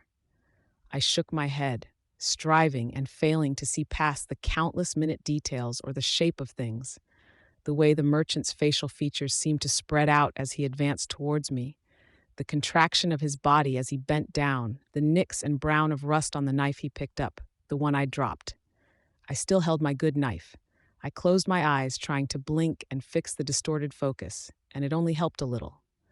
I looked to my left for help, saw Miner and Jaw with their hands full, their movements too hard for my eyes to follow. To my right, Lisa was slumped over, and Brooks held her. Merchants were closing in on them. Senegal stood in front of me, and though his gun was gone, he was using the length of chain that he'd taken from one of the merchants to drive our opponents back and buy us breathing room. It wasn't enough. 3 capable fighters weren't able to protect 7 people in total. I used my power and wrenched my eyes closed. It helped more than anything, as the tactility of my swarm sense gave me a concrete, solid sense of the things around us. Many of the merchants had lice on their skin, in their clothes, and on their hair. A small handful of flies buzzed around the area. With a bit of direction to guide those flies to where I needed them, I had a solid sense of my surroundings and what the enemy combatants were doing. With panic and disorientation nearly overwhelming me, I had to resist the urge to use my power to call a swarm together. Using this many bugs to get a sense of what was going on, it wouldn't attract undue attention. I let bugs gather on the ceiling of the mall, drawing them down through the large crack where part of the roof had caved in, as a just-in-case. I kept my eyes closed as I fought back, pulling out of Charlotte's grip to strike at the merchant, cutting him across the forehead. He growled something I couldn't make out and charged me. Knowing I wouldn't be able to beat him in any contest of strength, I threw myself to one side, landing hard on the ground and nearly tripping Senegal. I brought my knees to my chest, and then I kicked outward to strike him in the calf with both heels. I wasn't thinking straight.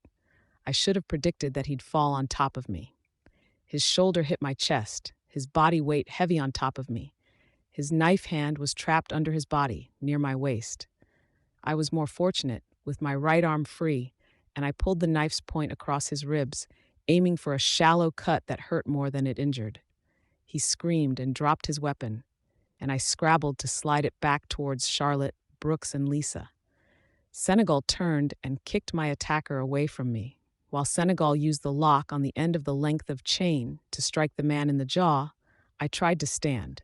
Stupidly, I'd opened my eyes as I stood, instead of trusting to my power to keep a sense of the immediate situation. Motion sickness hit me like a sack of bricks, and I nearly fell over. Charlotte caught me to keep me from tipping over, only narrowly avoiding stabbing herself on my good knife. "Oh my God," she murmured. Had I given myself away? I hadn't used that many bugs. No, it was something else. I could tell from the flies I'd placed on her head that she was looking up. Her attention turned to me, then Lisa, and then back to the higher object. I forced my eyes open, controlling my movement and my breathing to reduce the threat of nausea, and saw she was looking at Skidmark's platform. Skidmark was slumped against the railing, struggling to his feet. Squealer, Mush, Trainwreck, and their other subordinates weren't faring much better. Skidmark grabbed his microphone and broke into laughter, the nasty chuckles echoing through the area. "Seems like one of you ass-strips just earned his stripes," he cackled. I saw a flash of white from within the ring, and it dawned on me what had just happened. Another flash sparked in the ring, then a second. Both were in close proximity to a boy no older than I was. White smoke poured from his eyes, nose, ears, and mouth, with smaller traces flowing from his scalp. Stirring his hair, he flinched as someone whirled on him and raised their weapon, and a burst of white light appeared 2 feet to the other person's left. A miss. The person swayed toward where the flash had been, as if it had pulled at him. The glowing boy stuck one arm out towards his target, and another flash of white appeared a yard behind his target. The man charged, and the boy tried a third time. The blast intersected the man, and when it faded, the man's upper arm, forearm, elbow, and the right side of his torso and hip were gone. Blood gushed from the area where his flesh had been carved away by the light, and his dismembered hand dropped to his feet. The boy screamed in some combination of horror, pain, and rage, and flashes of the whiteness erupted randomly around him. Some caught people who were lying prone on the ground. Others hit standing combatants, while most simply hit thin air. A trigger event. I'd just seen someone have their trigger event. But what had happened to Skidmark's group, Tattletale and I? I could vaguely remember something, thought about trying to put it into words, as if describing it could help call it to mind in a way that I could describe it. But they disappeared as I reached for them. I was reminded of Imp's power. Before I could get a handle on it, I'd forgotten entirely, and I was struggling to even remember what I was trying to do, my thoughts muddling the idea of it with my attempts to get my bearings. And Charlotte, who was helping me stay balanced on my feet, was staring at me wide-eyed. I remembered her exclamation of surprise. If everyone on stage with powers had been affected, and Lisa and I were reacting the same way, it couldn't be that hard for her to put the pieces together. Charlotte knew. I looked to Lisa for advice or ideas, but she was still slumped over, and she wasn't recovering. Why? If this was some kind of psychic backlash from someone else having their trigger event, had she maybe been hit harder because of her power? I hurried to her side while Brooks turned to rejoin the fight and help reestablish our front lines. Lisa, I shook her. She looked at me, her eyes unfocused. They're like viruses, she said. Her voice was thin, as if she were talking to herself, and babies, and gods, all at the same time. You're not making any sense, Lisa. Come on, get it together. Things are pretty ugly right now. Almost there. It's like it's at the tip of my tongue, but it's my brain, not my tongue. Her voice was thin, barely audible, as though she was talking to herself and not to me. Still filling in the blanks. I slapped her lightly across the face. Lisa, need you to come back to reality, not go further into your delirium. The slap seemed to do it. She shook her head, like a dog trying to shake off water. Taylor, come on, I helped her to her feet. She almost lost her balance, but she was still recuperating faster than I had. Charlotte took over the job of ensuring Lisa was okay, and I moved forward to help back up the other guys. With a knife in each hand, I stood behind the trio of Brooks, Senegal, and Minor, ready to stop anyone who tried to slip by. I kept my eyes closed. I could manage so long as I didn't try to move and keep my eyes open at the same time. It was swiftly receding. The last group to tackle us had largely been beaten back. Another group made some threatening moves, but they seemed to be in rougher shape than us. Their leader was an Amazon of a woman with a wild look in her eyes and matted hair, and I could see concern flash across her face as she looked us over and noted the disparity in the condition of our groups. It struck me she was in a bad spot, knowing her group would be thrashed if she took us on, but at the same time, she couldn't order her guys to back off without looking like a coward. Whatever decision she would have made, we didn't get to find out. Stop! Skidmark hollered into his microphone. It took a full minute for everyone to break off in the fighting and back off to a point where they didn't feel immediately threatened. So many injured. How many of his own people had Skidmark just lost in this stunt? Did he care? He stood to gain 5 new parahumans for his group. 6, if you counted the guy who'd had his trigger event. If we wait any longer, there's only going to be 1 of you cockbiters left in the ring. We got 5 of you fuckers left, and that's all we need. Only 5? There had been at least 80 in the ring at the beginning, and still more had joined the fight afterward, one way or another. I could see the remaining 5 as the audience moved back to give them space. A family of 3, it seemed, a woman with a gaping wound in her stomach, her hand crimson where it pressed against the injury, and the boy who'd had his trigger event. I didn't see Bryce or his new family in the midst of the people retreating from the scene. A flash of light marked another uncontrolled use of the new cape's power.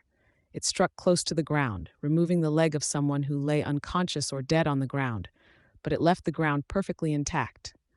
Why? When it consumed clothing and flesh, but not the building itself? Boy, Skidmark pointed, approach the stage. The ring flashed and disappeared.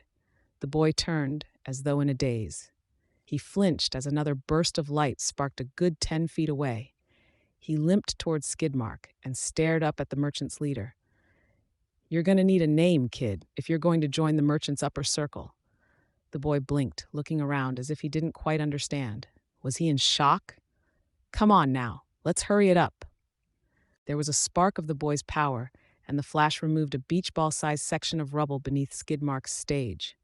The boy stared at it. E-eraser? He answered, making it a question. Like the puny pink nipple on the end of a pencil? Fuck that, Skidmark snarled.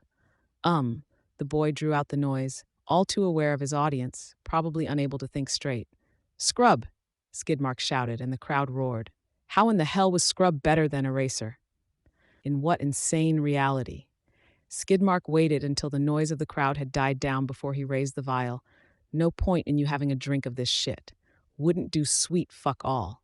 Pick someone. The boy stared at Skidmark, processing the words.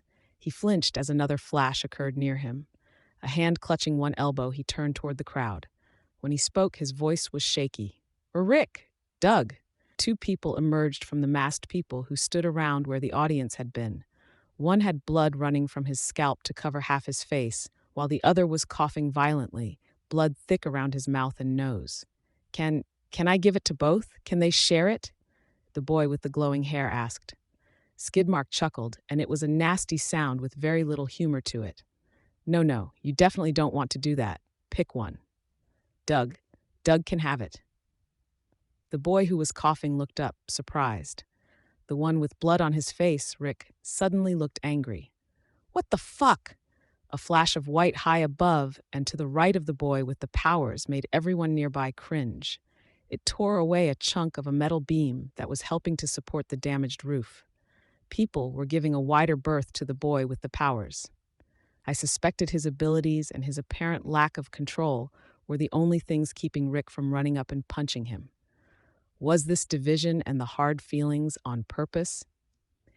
If it was intentional, if Skidmark was dividing his allies from their former groups and cliques so they couldn't gang up against him, I'd have to adjust my estimation of him. Not that I'd like him anymore, or even respect him, but I'd give him credit for intelligence.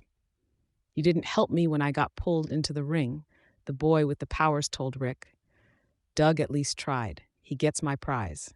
As Doug approached the stage, taking the long way to keep his distance from his newly empowered friend, I became aware that my bugs were dying on the roof, where I'd gathered a swarm in preparation during the chaos. A patch here, a patch there. No, not dying. They were stunned, their senses obliterated by bursts of chaos and false sensations. I had an idea of what it was. I'd felt the same thing before. I turned to Lisa. Moving my left hand from the scratch on the back of my upper arm, I discreetly pointed up and murmured, There's company on the way. We should go before there's trouble. She looked up, then nodded assent. Tapping Minor on the shoulder, she gave him a hand signal, and he notified the others. We began moving. The person on the roof was joined by others. Some bugs died beneath their footfalls. More bugs were stunned as the first individual crawled forward on all fours, around the lip of the roof and onto the ceiling of the mall, hanging off of it by his hands. With the building largely unlit, I couldn't make him out.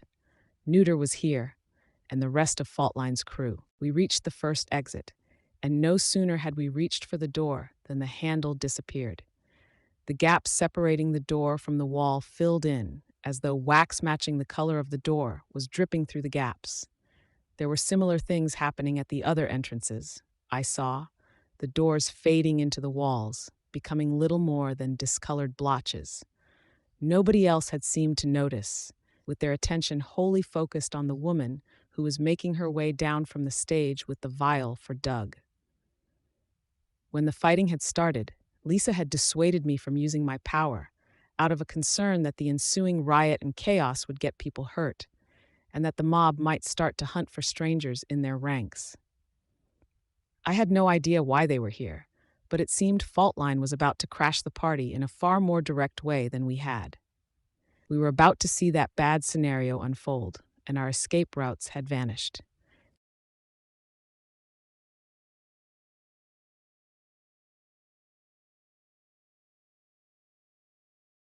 Arc 11, Infestation, Part 7. Neuter dropped from the ceiling. The main part of the mall had only the one level to it, but the roof was arched slightly, and he was dropping from one of the higher points. I was bad at estimating distances, but what was that? 50 feet? 60?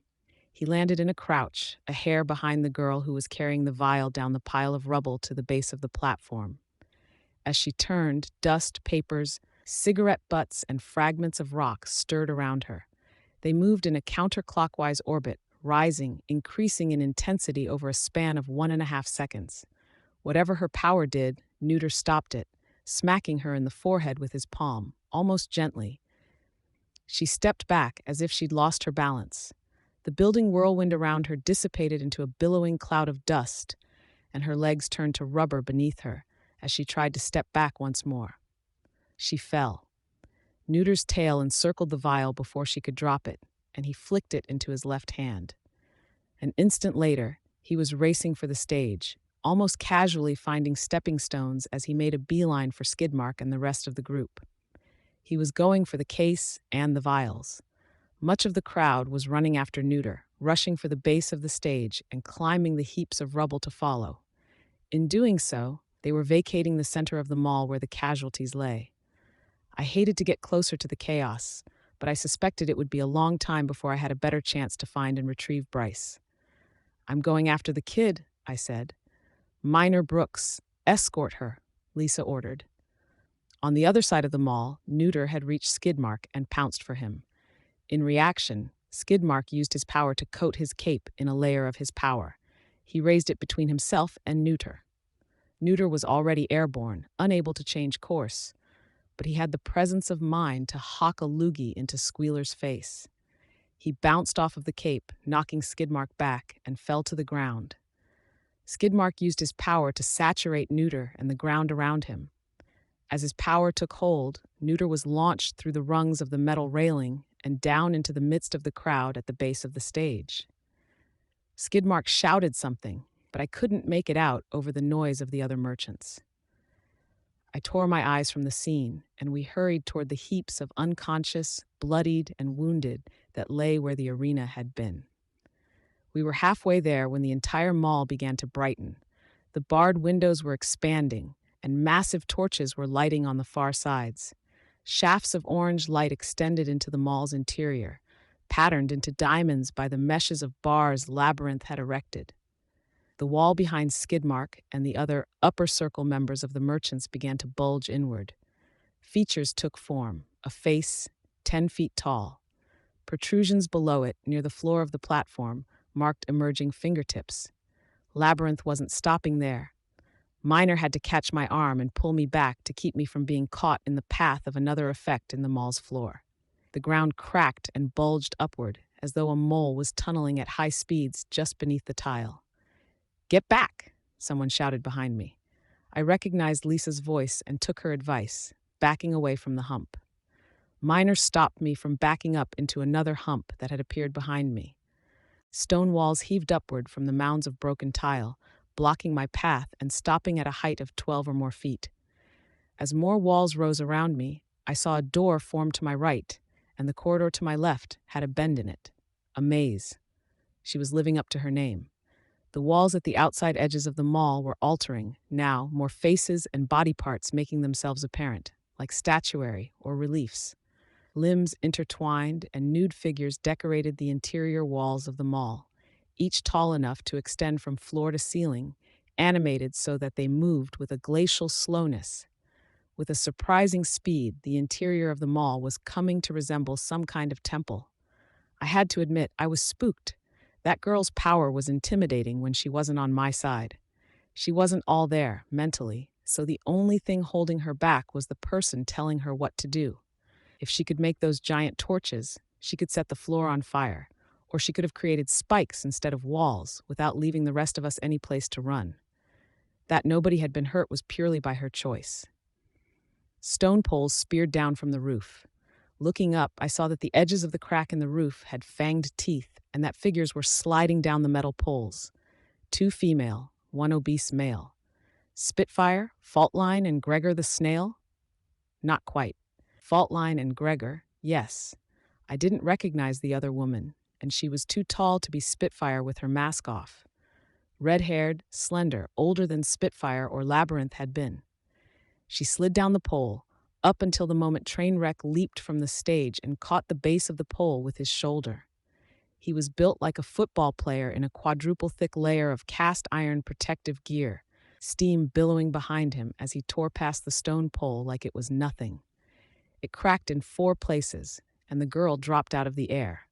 One section of the pole hit the ground in an upright position, and she landed atop it with one foot, wobbling briefly. Controlling the angle the pole fell, she angled her fall toward a nearby wall of the maze. It wasn't enough. Trainwreck smashed the pole from under her, sending her flying through the air to land in the midst of Labyrinth's maze. Labyrinth created a short pillar below the metal case and canisters and began to extend it towards the gap in the roof. Skidmark used his power to force the things off the top of the pillar and onto the platform where they rolled. A few stray papers fluttered from the case. There was a crack of gunfire, and I saw the momentary light of the shot to my right.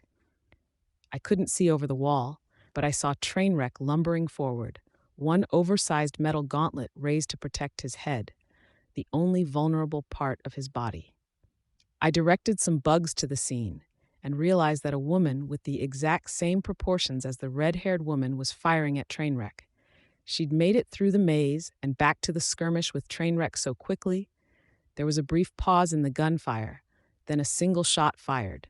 Sparks marked the ricochet between his shoulder, the back of his hand, and the armor that rose behind his head.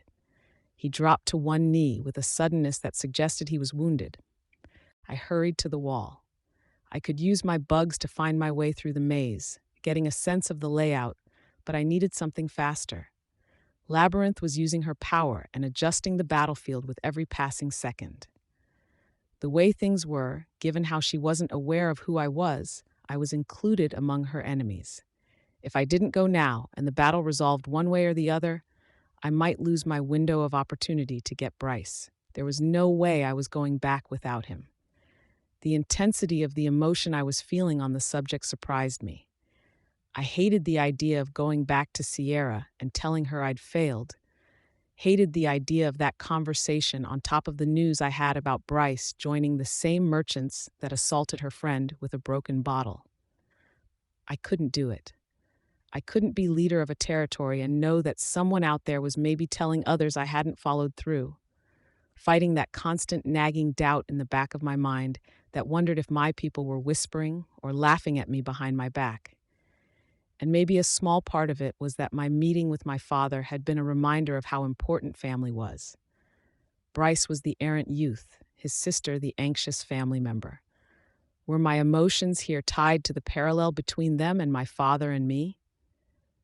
"Help me over," I ordered Miner. There was a crash not too far away as Trainwreck tore through one of Labyrinth's walls. "Can give you and Brooks a boost, but not sure if I can follow," Miner told me. "Maybe if I find a place with something to stand on." "That's fine. Look," I drew an arrow on the wall with my bugs. "I can give you directions." There was little surprise on his face at the demonstration of my power. He gave me a curt nod, dropped to one knee, and wove his fingers together to give me a stirrup for my foot. I sheathed my good knife, stuffed the spare between the sheath and the strap that attached it to my midsection, and stepped inside the bridge of Miner's hands. He heaved me up, almost throwing me. The cut on the back of my arm burned as I found a grip, then hurt twice as much as I hauled myself onto the top of the wall, my toes scrabbling on the untextured surface for traction. I reached down for Brooks, but he shook his head and waved me aside. He wanted to come up on his own. Fine, whatever. I hopped down into the next corridor. The far left had an archway leading into one of the more open areas, a circular area that was serving as a clearing for Trainwreck and the red-haired girl to fight. I crouched down as I reached the doorway, peeking out and trusting my bugs to give me the fuller story of what was going on. Brooks appeared behind me and crouched, gun raised, his back to the wall. His breathing was quiet and controlled, even after his recent climb and jog. Trainwreck and the new girl on Faultline's team were facing off on the far side of this area. Behind Trainwreck, I saw a section of wall toppling, spotted fault line dashing through the obstruction as though it were barely there. She ran up behind Trainwreck and slashed her fingertips across his heel as he was stepping forward.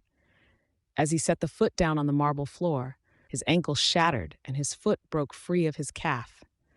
He caught the ground with the stump of his mechanical leg, and she darted in close to cut through the knee of his other leg. He fell onto his back as she slipped between his legs, and she quickly turned to begin using her fingertips to cut down the wall, like a jungle explorer using a machete to hack through brush and vines. The red-haired woman joined her. The ground rumbled as sections of the black marble floor rose to form into broad, shallow stairs, leading from the two young women to Skidmark's stage. The Capes in Skidmark's group were struggling to find ground to stand on, as they were crowded back to the edges of the platform by the statue that was still emerging from the wall. A head and two forearms with reaching hands, all in dark stone. It was eerie to see the changes that had occurred in our surroundings in the time it had taken me to cross the wall and wait for the fight to pass. If the attentions of the merchants had erased any familiarity I had towards the Weymouth shopping center, Labyrinth had cremated the remains and erected something else in its place. It was a cathedral dedicated to a goddess that was very real and having a very active hand in current affairs. Labyrinth, which reminded me of the fact that I needed to get through this maze. Labyrinth's power was drawing many of the crawling bugs down into the ground as it refurbished the floors and consumed the piles of trash or rubble.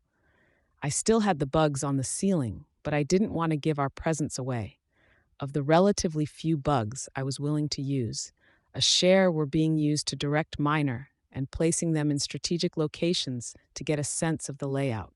As the maze took shape in my head, I showed Miner the way. I stepped into the clearing and, double-checking nobody was in earshot, I approached Trainwreck. Brooks followed just behind me, watching my back. Trainwreck didn't look like much, just going by the face. He had a round face, small eyes, greasy hair tied back in a ponytail, and scarred cheeks. He looked like a homeless guy who hadn't had a shower in a long time.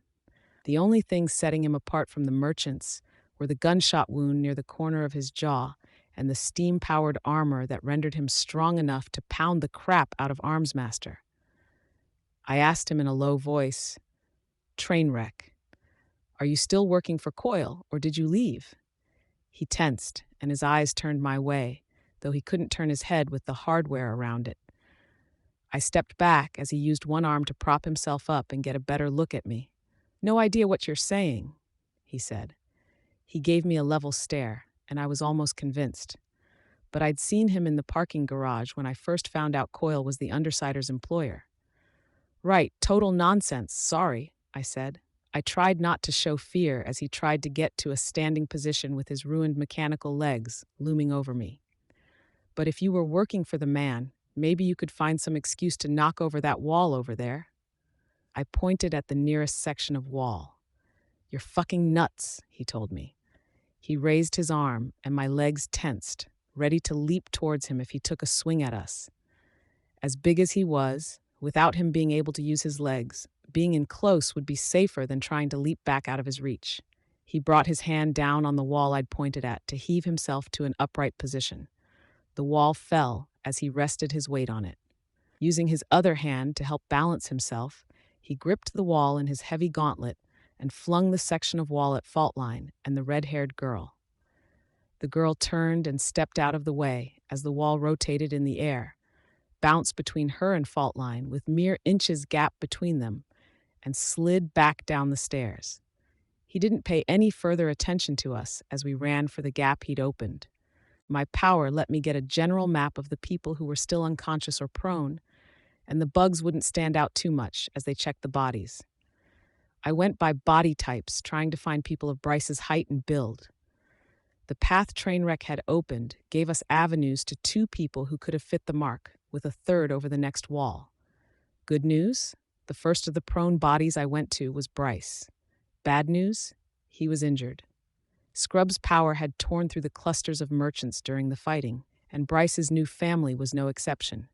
The girlfriend was dead, her head and shoulders gone, muscle and fluids flowing out where the flesh had been annihilated. The girl's mother was a goner too. She lay on her back, her face missing. Had she been behind her daughter, holding her, hit by the same blast? Thomas was still alive.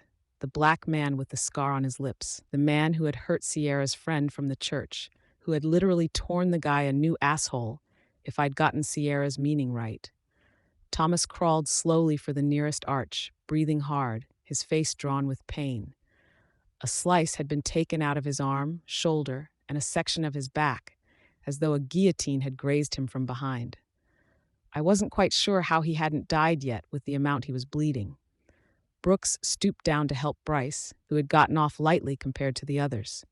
He was missing a large portion of his right hand, and he'd had the presence of mind to try to loop his belt around the injury to control the blood loss, pulling it tight. He seemed like he'd lose consciousness any second. Brooks retrieved some medical supplies from his backpack and began tending to the boy. I watched Thomas struggle towards the door. Miner arrived 15 or 20 seconds after Brooks had started to work on the boy, standing guard while our medic took care of Bryce's hand. Brooks helped Miner to get the boy to a standing position, while I watched Thomas struggle on. He was getting weaker, fast. The blood loss had been too severe. Skidmark had several parahumans working for him, and I didn't know all their powers. Maybe Thomas would get care. Maybe Skidmark would attend to his people. Probably not. I knew that by leaving him here, I might be leaving him here to die, but the chance of him surviving anyways was pretty slim. Besides, bringing him would slow us down, and I wasn't sure we could afford that. I shook my head a little, as if it could cast away the layers of little justifications and excuses I was putting together. I was searching for a rationale, a reason to leave him behind. Also, maybe, I suspected I was trying to give a reason to the fact that I had almost no sympathy for the man. If I was going to leave him there, I'd own up to what I was doing. Sierra had wanted Thomas and his followers to suffer, and I'd agreed to make it happen. I couldn't do anything about Bryce's girlfriend or her mom. They were dead, and it had probably been instantaneous and painless. Thomas, though? Brooks followed my gaze to Thomas. In his accented voice, he asked me, "You want me to bandage him up? Don't know how much I can do." Thomas heard and stopped crawling, dropping onto his belly. He didn't look toward me, but I knew he was listening. "It's fine," I told Brooks. "Focus on the boy." He nodded, then helped hold Bryce's prone form while Miner got a better grip. Thomas didn't move, react, or say anything. "Let's go," I said.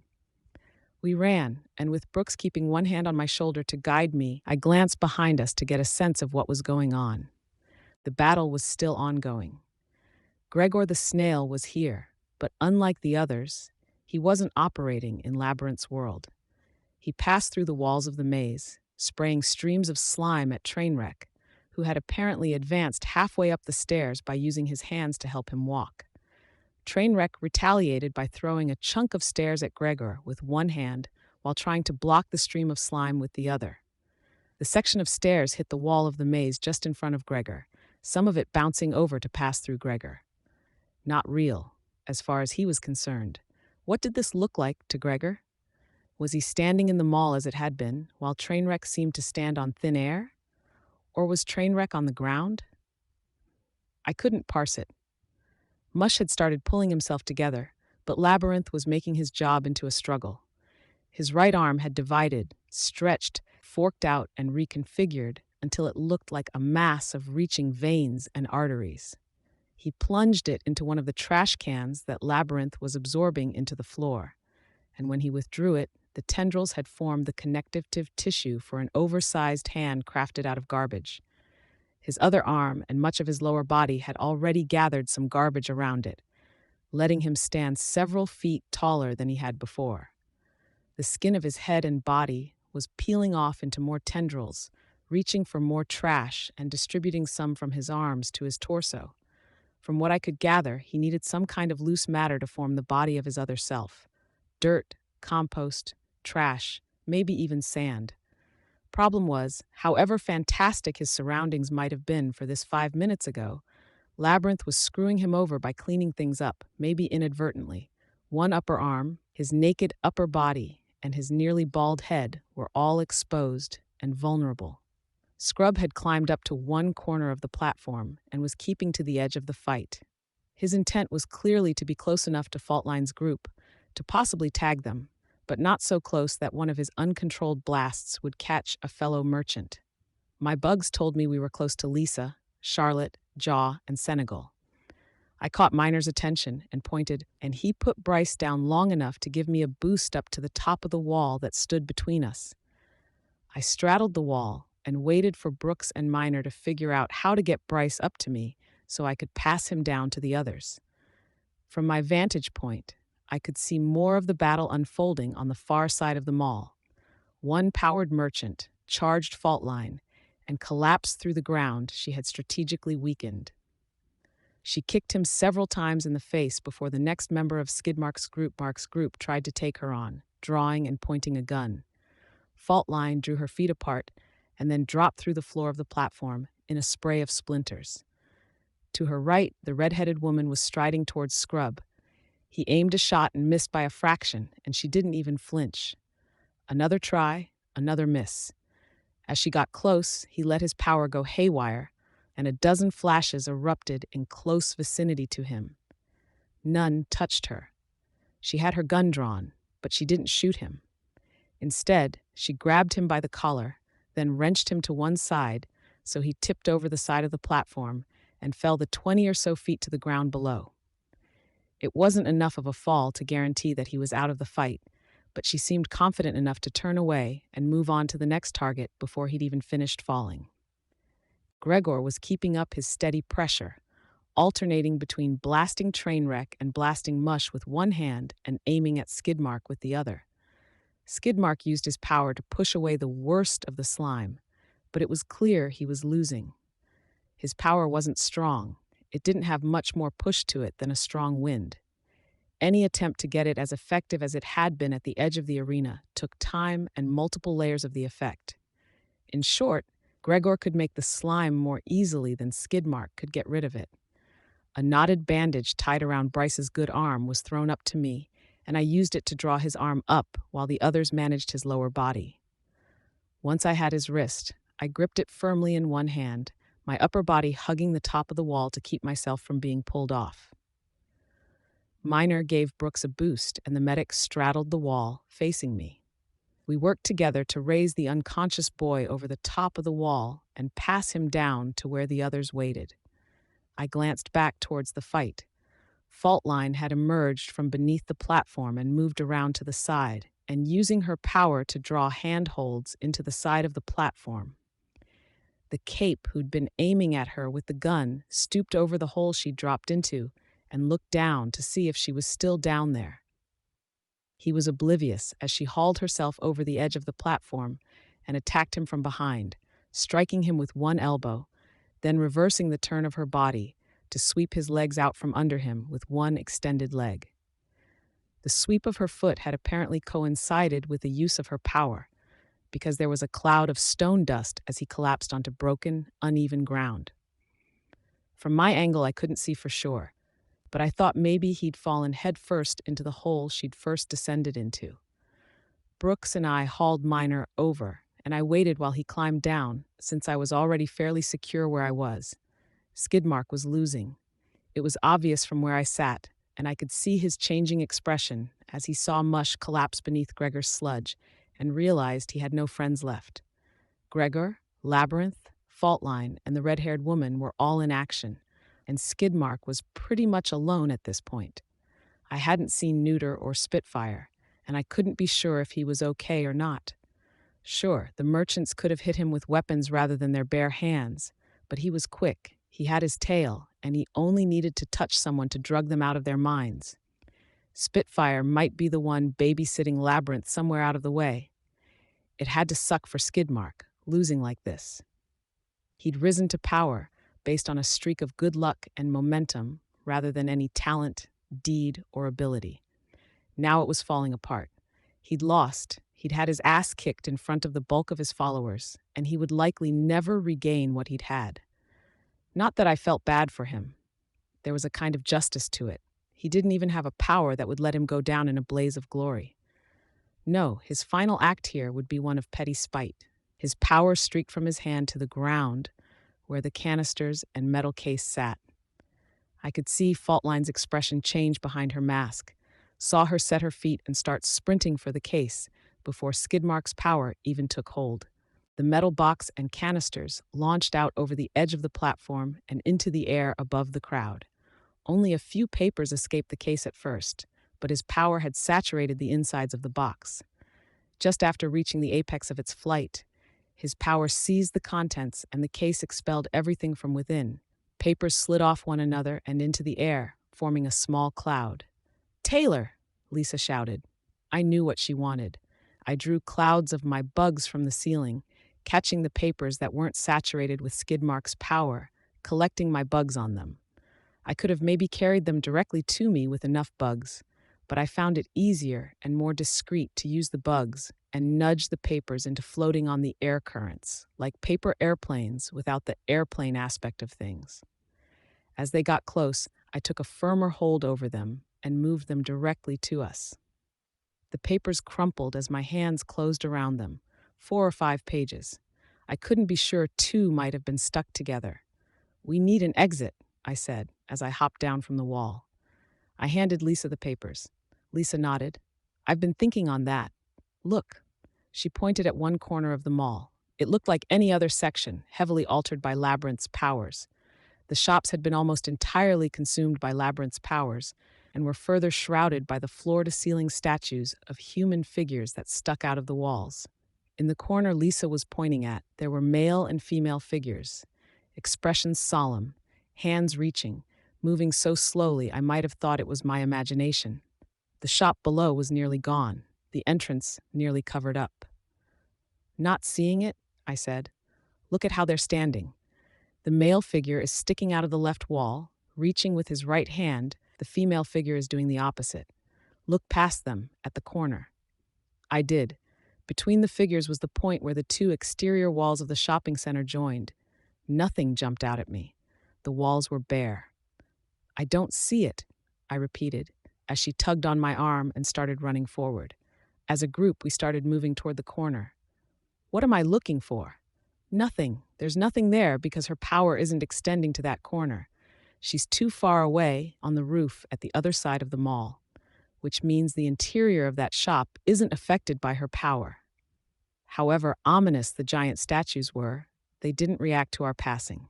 The exit was small, barely 3 feet across. If Lisa hadn't given me her reasoning, I wasn't sure I would have had the guts to go through. It was spooky to think about putting myself in a smaller space like the store interior and having it close tight behind me. The bodyguards had to go through the doorway in a crouch, and Miner dropped Bryce to let the others drag him inside, just so he could fit. As Lisa had suggested, the shop interior was largely unaffected by Labyrinth's abilities, though it had been trashed by looters and the effects of Leviathan's attack. We found the back rooms, and Jaw kicked the door open. From there, we made our way to the emergency exit, cleared rubble away, and escaped into the parking lot. A handful of others had found escape routes too, I noted. Merchants were crossing the parking lot at a run or helping wounded buddies limp away. We weren't so conspicuous. I hurt. I'd been cut on the arm, and I'd taken my lumps in too many other places to count. My knuckles and fingertips were scratched raw from climbing the walls of the maze and moving rubble. My cheekbone throbbed where I'd been elbowed, and my fucking contact lenses were still irritating. Never ever something I could get used to, even with other things taking up my attention. But we'd made it. We moved at a light jog for a good distance before Brooks called us to a stop. We lay Bryce down for him to look at, and he decided we needed call for a pickup to get the boy more serious medical attention. While we waited for the car to arrive, Lisa and I sat down on a nearby set of stairs. The other bodyguards were still on duty, still watching for trouble. Charlotte stood a distance away, hugging herself. She looked like she wanted to leave, but lacked the courage to go alone. I was going to go reassure Charlotte, but Lisa retrieved the papers I'd given her and smoothed them out against her leg, and the widening of her eyes caught my attention. "It's a letter or contract from the people who made the stuff, talking to the guy who'd bought this stuff. Let's see, we have page 2. pages 18 and 19, page 27, page 16. Wonder if we can put a narrative together. You probably could, I said. She glanced over one page, then handed it to me as she moved on to the others. I read it. Client 1 and clients 2 through 6 for confidentiality purposes. For clarity, and to help ensure that the proper clients receive the intended products, we must restate facts for Client 1 to double-check. Client 1 is the negotiator for each of the clients, guardian of clients 2 and 3, and is not intending to consume the product. This cannot be stressed enough. Client 1 is not to share or use any of the product intended for other clients. Ignoring this warning or failing to adhere to any other warnings or directions within this documentation will compel Cauldron to carry out the countermeasures and call in all debts noted in sections 8B and 8C on pages 17, 18, and 19. Clients 2 through 6 are noted here in as much detail as is allowed given the agreed-upon confidentiality. Client 2 is the elder of Client 1's 2 relatives, noted here, female. Client 3 is the younger of Client 1's 2 relatives, noted here, male. Clients 4 and 5 are Client 2's friends. Client 4 is female. Client 5 is male. Client 6 is the friend of Client 3, male. Both vials and protective containers are noted with the numbers specific to each client, each containing the requested upon products from the catalog. I wish to give written evidence of the verbal exchange between Cauldron and Client 1 on February 18, 2011. Client 1 is informed that Client 4 scored a borderline failure on the psychological testing and that results may lead to a deviation scenario. What's on the other pages, I asked. 16 is accounting, bank statements, confirmation of money exchanged, a list of what was bought, 7 figures base price, more for this Nemesis program, still more for some powers. Don't have all the pages I'd need to get it, but I'm getting the sense the more unique powers and the stronger ones cost way more. The sense, she'd said, her power filling in the blanks. Pages 18 and 19 refer back to something called the Nemesis program, potentially revoking it. They're talking about debts, services required by this Cauldron, using the client's powers. There's a bunch of specifics on how the time, effort, and risk of said services would factor in with one another. People can buy powers? How many people are doing this? I felt a touch offended at the idea. I'd earned my powers through my hardships. Most of us had. Enough that there's a whole enterprise here with a private army. There's this bit that very politely notes that breaking the rules will get you hunted down and executed by subjects, capital S. Clients are warned that these guys are entirely loyal to Cauldron, will not accept bribes, and these subjects are apparently something different from deviations. Cauldron calls us subjects. The PRT calls us Case 53s, a voice said from above us. Regular people call us monsters. Our bodyguards wheeled on the spot, a set of guns training on Neuter, where he clung to the side of the building. They had been covering the possible approach points from the ground. They hadn't been expecting trouble from directly above us. I heard of the Case 53 thing, Lisa told him, backing away. The rest is new. You work for them? No, but you're related to this. Gregor, Shamrock and I were test subjects, guinea pigs to test the new formulas, so the buyers don't get fucked. According to Shamrock, 3 in 5 of us don't even survive. 1 in 5 subjects are retained and brainwashed so they can protect the business and enforce the contracts. Shamrock was going to be one of them, but she escaped. The rest of us have our memories removed and were released as part of the Nemesis program. Which is? Neuter glanced at the papers. I'd really like to know. So, you followed us. Something about the way that one moved, Neuter pointed at Jaw with his tail, reminded me of some other mercenaries I've come across. Don't bother shooting, by the way, I'm too quick. Lisa gestured, and the bodyguards lowered their weapons. Neuter frowned. I gathered you were mercenaries, decided to spy, but finding you'd taken the papers was a surprise. Who are you? Lisa looked at me, without a ready answer for once. I looked over at Charlotte and sighed. She'd already put some of the pieces together. She could probably figure it out from here. I might as well control when that happened, so I wouldn't get caught off guard further down the road. I raised the piece of paper, as if to hand it to Neuter, and I directed Bugs to cluster on it. In moments, The half of the paper closest to him was dark with various flies and creepy crawlies. Charlotte's eyes widened. This was apparently her putting the last piece into place.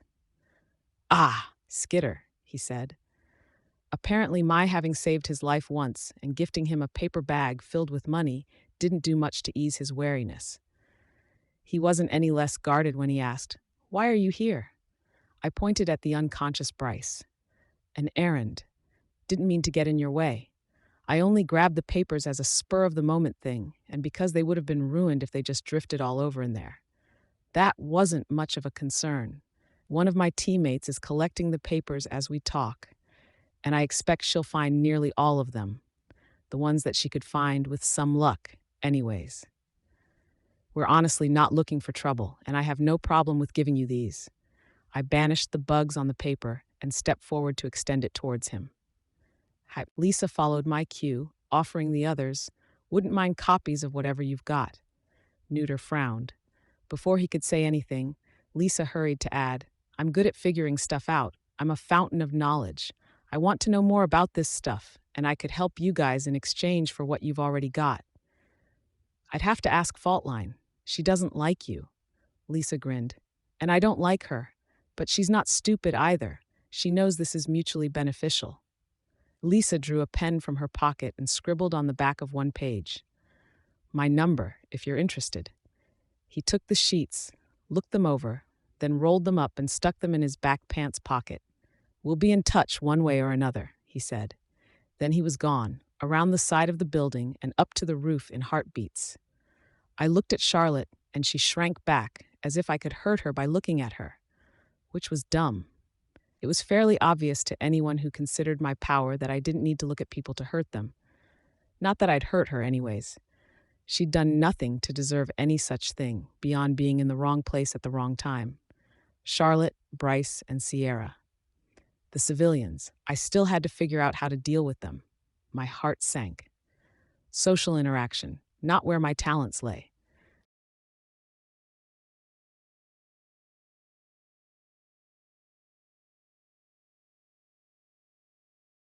Arc 11, Infestation.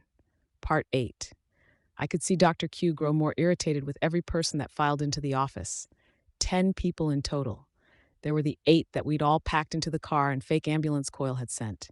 Lisa, me, Bryce, Charlotte, Minor, Senegal, Jaw, and Brooks. 2 more, our drivers, had stepped in to verify everything was okay before leaving to stand guard outside the front of the building. The good doctor took one look at our group, ordered us to put Bryce on the first bed, then sighed and said he'd patch the rest of us up when he was done with the boy. Lisa suggested me for the next in line, which means I was made to sit down on the bed in the far corner. It wound up working out on several levels, because it gave Lisa a chance to talk privately with Minor, and it gave me a chance to have words with Charlotte. Dr. Q ordered the remainder of Minor's squad to leave until they were called in, which meant there were more people standing guard outside. I wondered if it was reaching the point where the guards would attract more problems just by virtue of drawing attention to themselves than we'd face otherwise. Charlotte looked spooked, maybe rightly so. She had to be aware that she was privy to information and details to a degree that we couldn't just let her go. I moved into a cross-legged position on the bed, adjusting the pillow behind me to keep the headboard from rubbing against my back. I pointed and told Charlotte, "Sit." She obeyed, but she sat on the edge with her legs dangling, her body twisted to face me, as if she wanted to be able to run at a moment's notice. After some consideration, I frowned and told her, "I don't know what to do with you." "You don't need to do anything?" She made it a question, a request. "You're the first person who knew me that knows about this." I paused, or knew of me. She looked down at her hands. I didn't see anything." "Charlotte," I frowned, "look up at me. Meet my eyes." Reluctantly, she did. "I'm not stupid," I told her. "And as cute as that whole cliche is, you and I both know you saw everything. This is serious." She looked at the scene to our left, the doctor, Bryce, Lisa, and Minor. Leaning towards me, she whispered, almost plaintive, "Why did you bring me here?" "Because you'd already seen too much. There was no avoiding it. We couldn't hide it from you without leaving you behind, and neither of us wanted that to happen, right?" She shook her head with a glum expression on her face. Seeing that, I answered her question from before. I brought you here because I wanted you to know that our group isn't just a few kids in costumes running around. We're an organization. I don't want to know this, she said, clutching her pants leg in her hands. You need to, I started. I was about to go on to say something more, but I was distracted as another group of soldiers entered the room. They carried a white cooler between them and set it at Bryce's bedside. I lost my train of thought as I watched to see if Bryce was okay. The cooler was opened, and bags of blood were hung on the wall beside Bryce. Once that was done, the soldiers wordlessly carried the cooler out the door. I sighed. Look, Charlotte, I'm not your enemy. You saved my life, she said. That's maybe an exaggeration. I saved you from being assaulted by those men, probably. I could see her shrink into herself. I'm sorry, I finished, lamely. You're a villain, she said, and it took me a second to realize it was more of a non sequitur than an admonishment for reminding her of what had nearly happened to her. I'm a villain, I agreed. And you're going to tell me that if I ever open my mouth, you'll kill me. That is one option. Or, theoretically speaking, I could hurt you or your loved ones. She deflated, which was pretty impressive given that she hadn't exactly been brimming with vigor before I'd opened my mouth. It was like she didn't even have the energy to be afraid. I'm not going that route, I told her. I don't want to be that kind of bad guy. She looked up at me.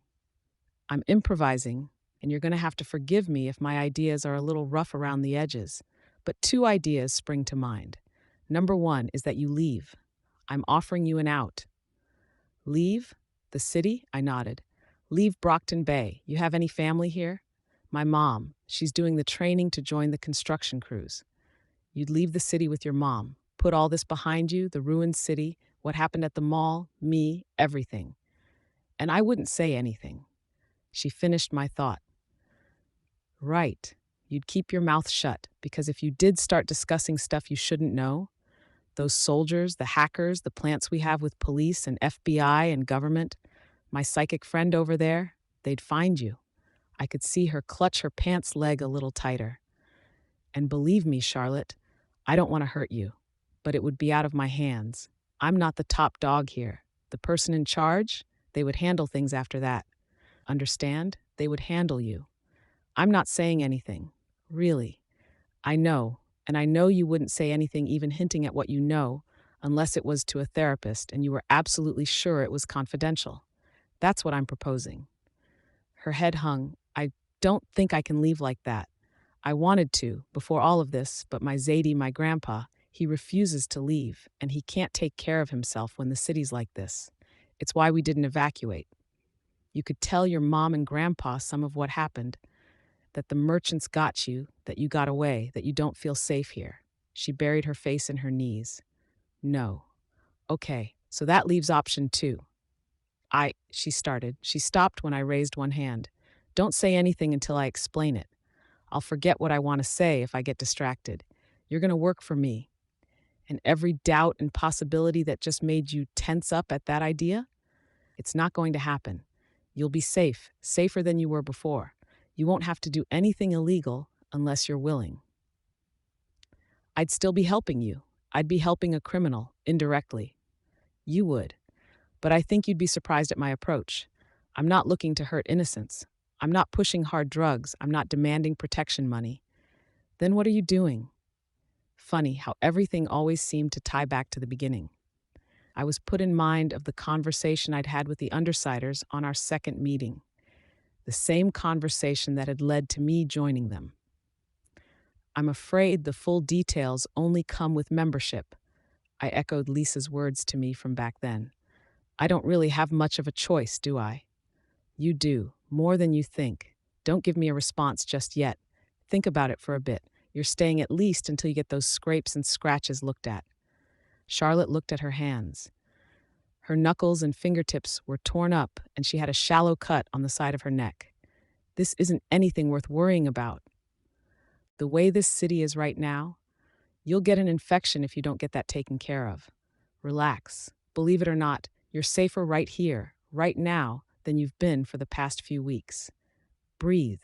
Think about what you want to do. She glanced around, and I could tell she didn't believe me. Still, she met my eyes and offered me a nod. Well, I hadn't solved the Charlotte problem just yet, but I'd at least addressed it. If I was honest with myself, part of the reason I told her to wait on her answer was to buy myself a reprieve, give myself time to think. Maybe that was a bad idea because being left to ponder let the anxiety build up. I was worried, not just about Charlotte, but about my territory. Had the merchants attacked it in the meantime? Lisa had said they would mostly be at the party, but I couldn't be absolutely sure. Gru would have been watching it for me, but he'd be tired, and he didn't have the same awareness over the area that I did. I almost regretted leaving for this, for Bryce, even though I knew I'd do it again. If anything calmed me down, it was seeing Lisa with the two squad leaders. She laughed a little and put her hand on the arm of the other squad captain, Fish. When she caught me looking her way, she smiled and gave me a wink. When Dr. Q had done everything he could for Bryce, he turned his attentions to me. I got more stitches in my arm this time, which was fun. I also got to see every single one of my cuts and scrapes fizz with foam as he disinfected my injuries, which stung like hell. He was nearly done when a knock came at the door. Jaw was on the other side, and he was escorting Sierra as I'd requested. She went immediately to Bryce's bedside. His hand, she said. Things got violent, Lisa said, stepping towards her. We didn't start it, but they got ugly. Sierra nodded mutely, then turned to Bryce. She knelt at the side of the bed and held his intact hand. I'm sorry, Lisa said. Sierra shook her head, her dreadlocks swinging. No, I understand. The hand isn't your fault. He's here and he's alive because of you. No, I'm sorry because I have something to tell you that's going to be hard to hear, but you need to know this. Sierra looked up, her brow creased in concern. Did they drug him? Dirty needles? They didn't touch him, Lisa reassured Sierra, but that's because he wasn't one of their victims. He was one of them. Sierra shook her head. No, you must have misunderstood. The people who attacked the church? He was with them. He got hurt helping them fight to win some prize the leaders were offering. No, Sierra shook her head again. He wouldn't. Lisa shrugged, unable to find the words to convince her. Sierra sounded angry now. She stood, confronting Lisa. No, where's Skitter? Where's your boss? I hesitated. My secret identity, such as it was already falling apart. It wasn't that I was that committed to it, since I wasn't Taylor that much of the time these days. But there was always that worry in the back of my mind that I was burning my bridges as far as being able to go back home, or that I was possibly giving out clues that someone could use to trace back to my dad and hurt him. On the other hand, I could see how Sierra was on the verge of losing it. I couldn't tell if she was going to cry, hit Lisa, or say something she shouldn't, but I couldn't let her do anything that would get her in trouble with the soldiers. I stood from the bed. Sierra, I called out. She wheeled on me. I watched her expression change as she stared at me and realized who I was. You got hurt, she said, looking almost stunned by that realization. How bad did I look that my injuries distracted her from her brother? Or was it the realization that a supervillain could get hurt? Things got ugly, I said. Then I added with emphasis, Lisa wasn't lying. She shook her head. It doesn't make any sense. He wouldn't do that. It doesn't fit with the guy I grew up with, ate dinner with. Lisa spoke from behind her. His parents were in the hospital, his home and school was gone, and he was a scared, confused kid that was offered a community and the power to change things. It's like what cults do. They prey on people who are at their most vulnerable, people who are lost, with no attachments, who are hungry and weak. It's easy to underestimate how readily they can get to someone. Fuck. Sierra turned to kick the side of Bryce's bed. Is that supposed to be an excuse? No way he gets off that easy. He joined them, you said. He wasn't brainwashed when he fucking decided to go with him. She kicked the bed again, hard enough that it shifted an inch or two away from her. I could see the doctor start forward in response to the assault on his furniture, and patient, but minor, Jaw and Fish moved first. Guys, stop, I ordered. They did. It was kind of strange to have people listening to me. Sierra turned and saw the soldiers, and I could see emotions flicker across her face. He's not getting off easy, I said. He lost most of his hand. I'm not a doctor, but he might lose the rest depending on how the circulation is. He'll lose his remaining fingers. Keep the thumb, the doctor spoke. So he'll have the rest of his life with that as a reminder of his bad call, I told her. The real question is what we do with him. Sierra was so focused on the responsibility, the blame, and the betrayal that I think it took her a few seconds to process the problems that came with getting her brother back. I could see it hit her. The idea that she might have to repeat the experience of losing her brother, with all of the same pain and worry, the moment he got a chance to slip away. Dr. Q apparently didn't care about the drama. Once he was more or less confident that Sierra wouldn't be disturbing his patient, he got up and walked over to Charlotte to start patching up the girl.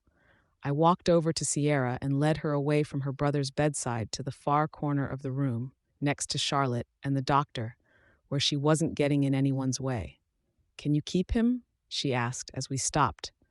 "Can I offer him a bed?" "Theoretically. But he's just going to run. Not that there's anywhere for him to run to, but—" I stopped as I saw a confused expression on her face. "The merchants may be done for." "Because of you?" I shook my head. "Someone else. The leaders got pretty badly embarrassed. They may have trouble getting their followers to respect them after getting their asses kicked like they did. The actual criminals would still be on the streets, probably, but they won't be as organized. Add in fighting, rival groups, greed, they won't be as focused." "But that girl said my brother was with the people from the church. He could find them, or they could find him." "They're not a consideration anymore," I told her. Her eyes widened. "Because of what I asked you to do?" What was the proper response here? I felt like anything I told her might offend her. If I said yes, would she be horrified? If I said no, would she see it as a failure on my part? "In small part because of that, yes," I admitted, leaving it vague. Her forehead creased in a frown. "Look," I admitted, "I need to get back to my territory. If you need a place to stay, you're welcome to come with, but we do need to decide what to do with Bryce. Can you keep him prisoner until he comes to his senses?" "I would if I thought it would do any good. He's only going to get angry and resentful at being locked up, and he'll be all the more eager to run." "But he's going to run anyways." "Probably. He won't believe me if I tell him about his buddies." It doesn't help that Lisa lied to him about Sierra. So what do we do? I was at a loss for an answer. I turned and called across the room. "Lisa." She broke away from her conversation with Miner and Fish to join us. "Sup? We're worried the kid will run. You have any ideas on what would work?" She shrugged. "What if you give him what he wants?" "Which is?" "He wants excitement. He wants to feel like a grown-up. He wants respect and maybe a bit of power at a time in his life. He maybe feels pretty powerless. What with losing his house, his family, his safety, all that." "Okay, and we do this by—" "With your okay, I'd recruit him." "That sounds like a monumentally bad idea," I admitted. "The soldiers there can keep him in line. I'll keep him away from Senegal and Brooks. Miner, Pritt, and Jaw could watch him and instill some discipline in him, and they're uniquely equipped to track him down if he tries to slip away. I'd keep him out of trouble and have him gather information and act as a pair of eyes on the street. He'll hate it at first, with the soldiers giving him a hard time on top of the missing hand, but I think he'll take to it once he's actually doing something concrete." What kid doesn't want to be a secret agent? I had my doubts, but I didn't want to shoot Lisa's idea down. So I looked to Sierra and asked, "Thoughts?" She frowned. "Can it be temporary? I don't want him to be locked into anything even after schools get going again, and we're trying to get things normal again." "It can be temporary," Lisa assured her. "He doesn't get hurt. He'll have one of those guys with him 90% of the time," Lisa said, pointing to Miner, Jaw, and Fish. I saw Sierra look at me, noting my injuries, and I knew exactly what she was thinking. Still, she kept her mouth shut on that particular topic. "Okay, but I joined too so I can keep an eye on him. I'd love to take on another recruit," Lisa smiled. She turned to me, "But she saw you first." Sierra looked between the two of us, then asked Lisa, "You don't work for Skitter?" "Partners, believe it or not," Lisa replied. "We're controlling different territories." "Oh, 2 territories." 9, Lisa corrected her. 9 villains, 9 territories. The city isn't getting better, and the people in charge aren't up to the task, so we're taking over. You're trying to fix things? Some of us. Most of us. Some of us want to help, like Skitter there, and others are doing it because we know that when things are up and running again, we're going to be a part of the status quo. Lisa grinned. I spoke up. That's the basic idea of what we're doing. You heard what I said to the people in my territory. I'm trying to get people fed. I want them safe, and I wanted to help you and your brother. If you're working for me, that's the sort of thing you're going to be helping me with. Sierra shook her head. I only said I'd join because I wanted to keep an eye on my brother. Lisa shrugged. Then I'll make you a deal. You join Skitter's group, and I'll give you a contact number. Whoever is babysitting Bryce will have the answering phone to give you an update on your brother anytime, anywhere, or put you on the phone with him if that's what you want. It's not perfect, no, but Skitter's probably going to let you head into my territory to see Bryce anytime you want. Definitely, I interjected. And not to put too fine a point on it, but the guilt over betraying you, coupled with resentment, and the fact that he's in this rebel against your parents phase, and you're the closest thing he has to a parent right now, it's maybe best if you give him his space.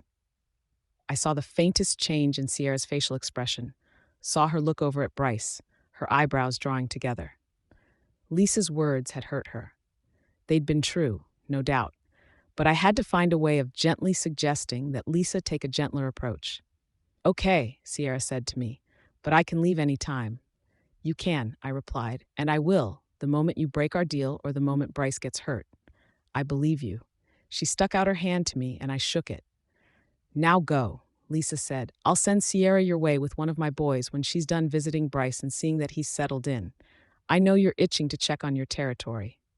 I nodded. Thank you for the help finding Bryce, for making this work here. She grinned and waved a hand at me. No problem, no problem. I gave Lisa a quick hug before heading over to Charlotte. There was no negotiation. She was close enough to have heard some of our conversation, and she'd seen the bit with Sierra besides. Whatever it was, it seemed to have grounded her. She didn't look as uncertain as before, and she had one hand extended for me to shake. You sure? Yeah. Because really, you can leave the city. She shook her head. My grandfather needs to stay. He's spent the latter half of his life in his home, and I think it would kill him to leave. If you're sure, I told her. She nodded. I shook her hand. Gru? I hollered into my lair as Charlotte and I stepped inside. Mask on, got a guest here. Despite Lisa's relatively cavalier attitude on the subject and my own concessions, there was no point in spoiling his secret identity too. Right, he called down from upstairs. In a moment, he came down the stairs, his helmet on. He stopped as he saw me. What happened? Bit of a scuffle, I replied. I'd had a chance to see myself in the mirror. The bruise on my cheekbone had been a nice mottled yellow-green. I asked, any trouble? He shook his head. He wasn't smothered in darkness, so his voice was normal as he said, quiet. Was your errand successful at least? Successful enough. This is Charlotte, one of my new employees. What was I supposed to call them? Henchmen, employees, minions? Already recruiting? He whistled low. 2 new hires. The other girl's going to be on her way in a while. You've got to slow down. I only heard what you'd done to take control here after I'd arrived. I was worried you'd provoked a war and left me to handle things until Lisa told me the major threats were occupied elsewhere. Sorry. Seriously, you're moving fast on this. Imp and I have only just started rooting out the gangs and other criminals in our territory. We haven't even talked about who we're going to recruit or how. I'll explain later. You don't have to. I want to. Just later. I'm getting the feeling I'm in the way, Charlotte spoke up. Is there any place I can go to get out of your hair? Kitchen if you're hungry, or... I stopped as she practically lit up at the suggestion. I pointed at the kitchen. Go. Take whatever. Enjoy. It was gratifying to see her glee as she started rifling through the cabinets to find piles of stuff ranging from treats to dry pasta to cases of soda. Gru and I migrated to the empty room that had held the supply crates, where we were able to see Charlotte but not necessarily in earshot. If you're pushing yourself this hard to prove yourself to me, it's not that. Okay, but really, you don't need to prove yourself. You know, Tattletale just called me on the phone. 10 minutes ago?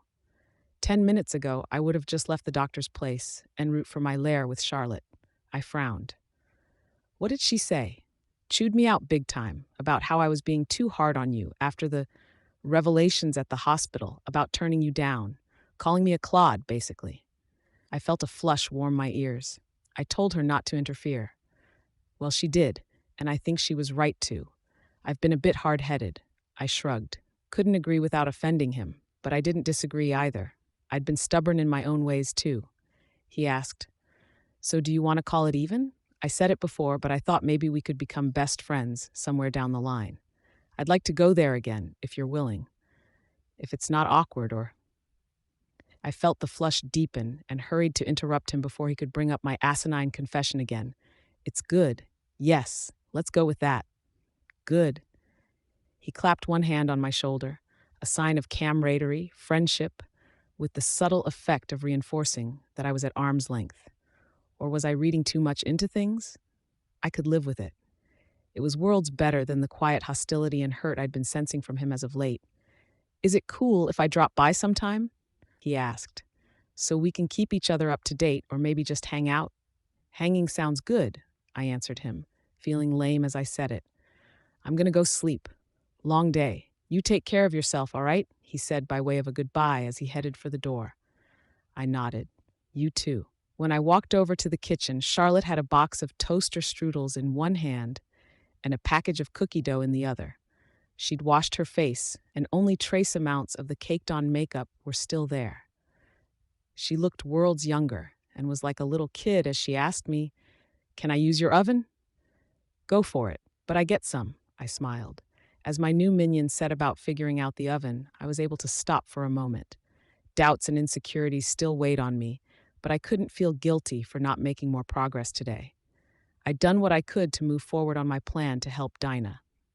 Both Lisa and Brian had acknowledged that I was making great strides forward, and that gave me hope that I might be impressing Coyle as well. Things weren't perfect, but they were better.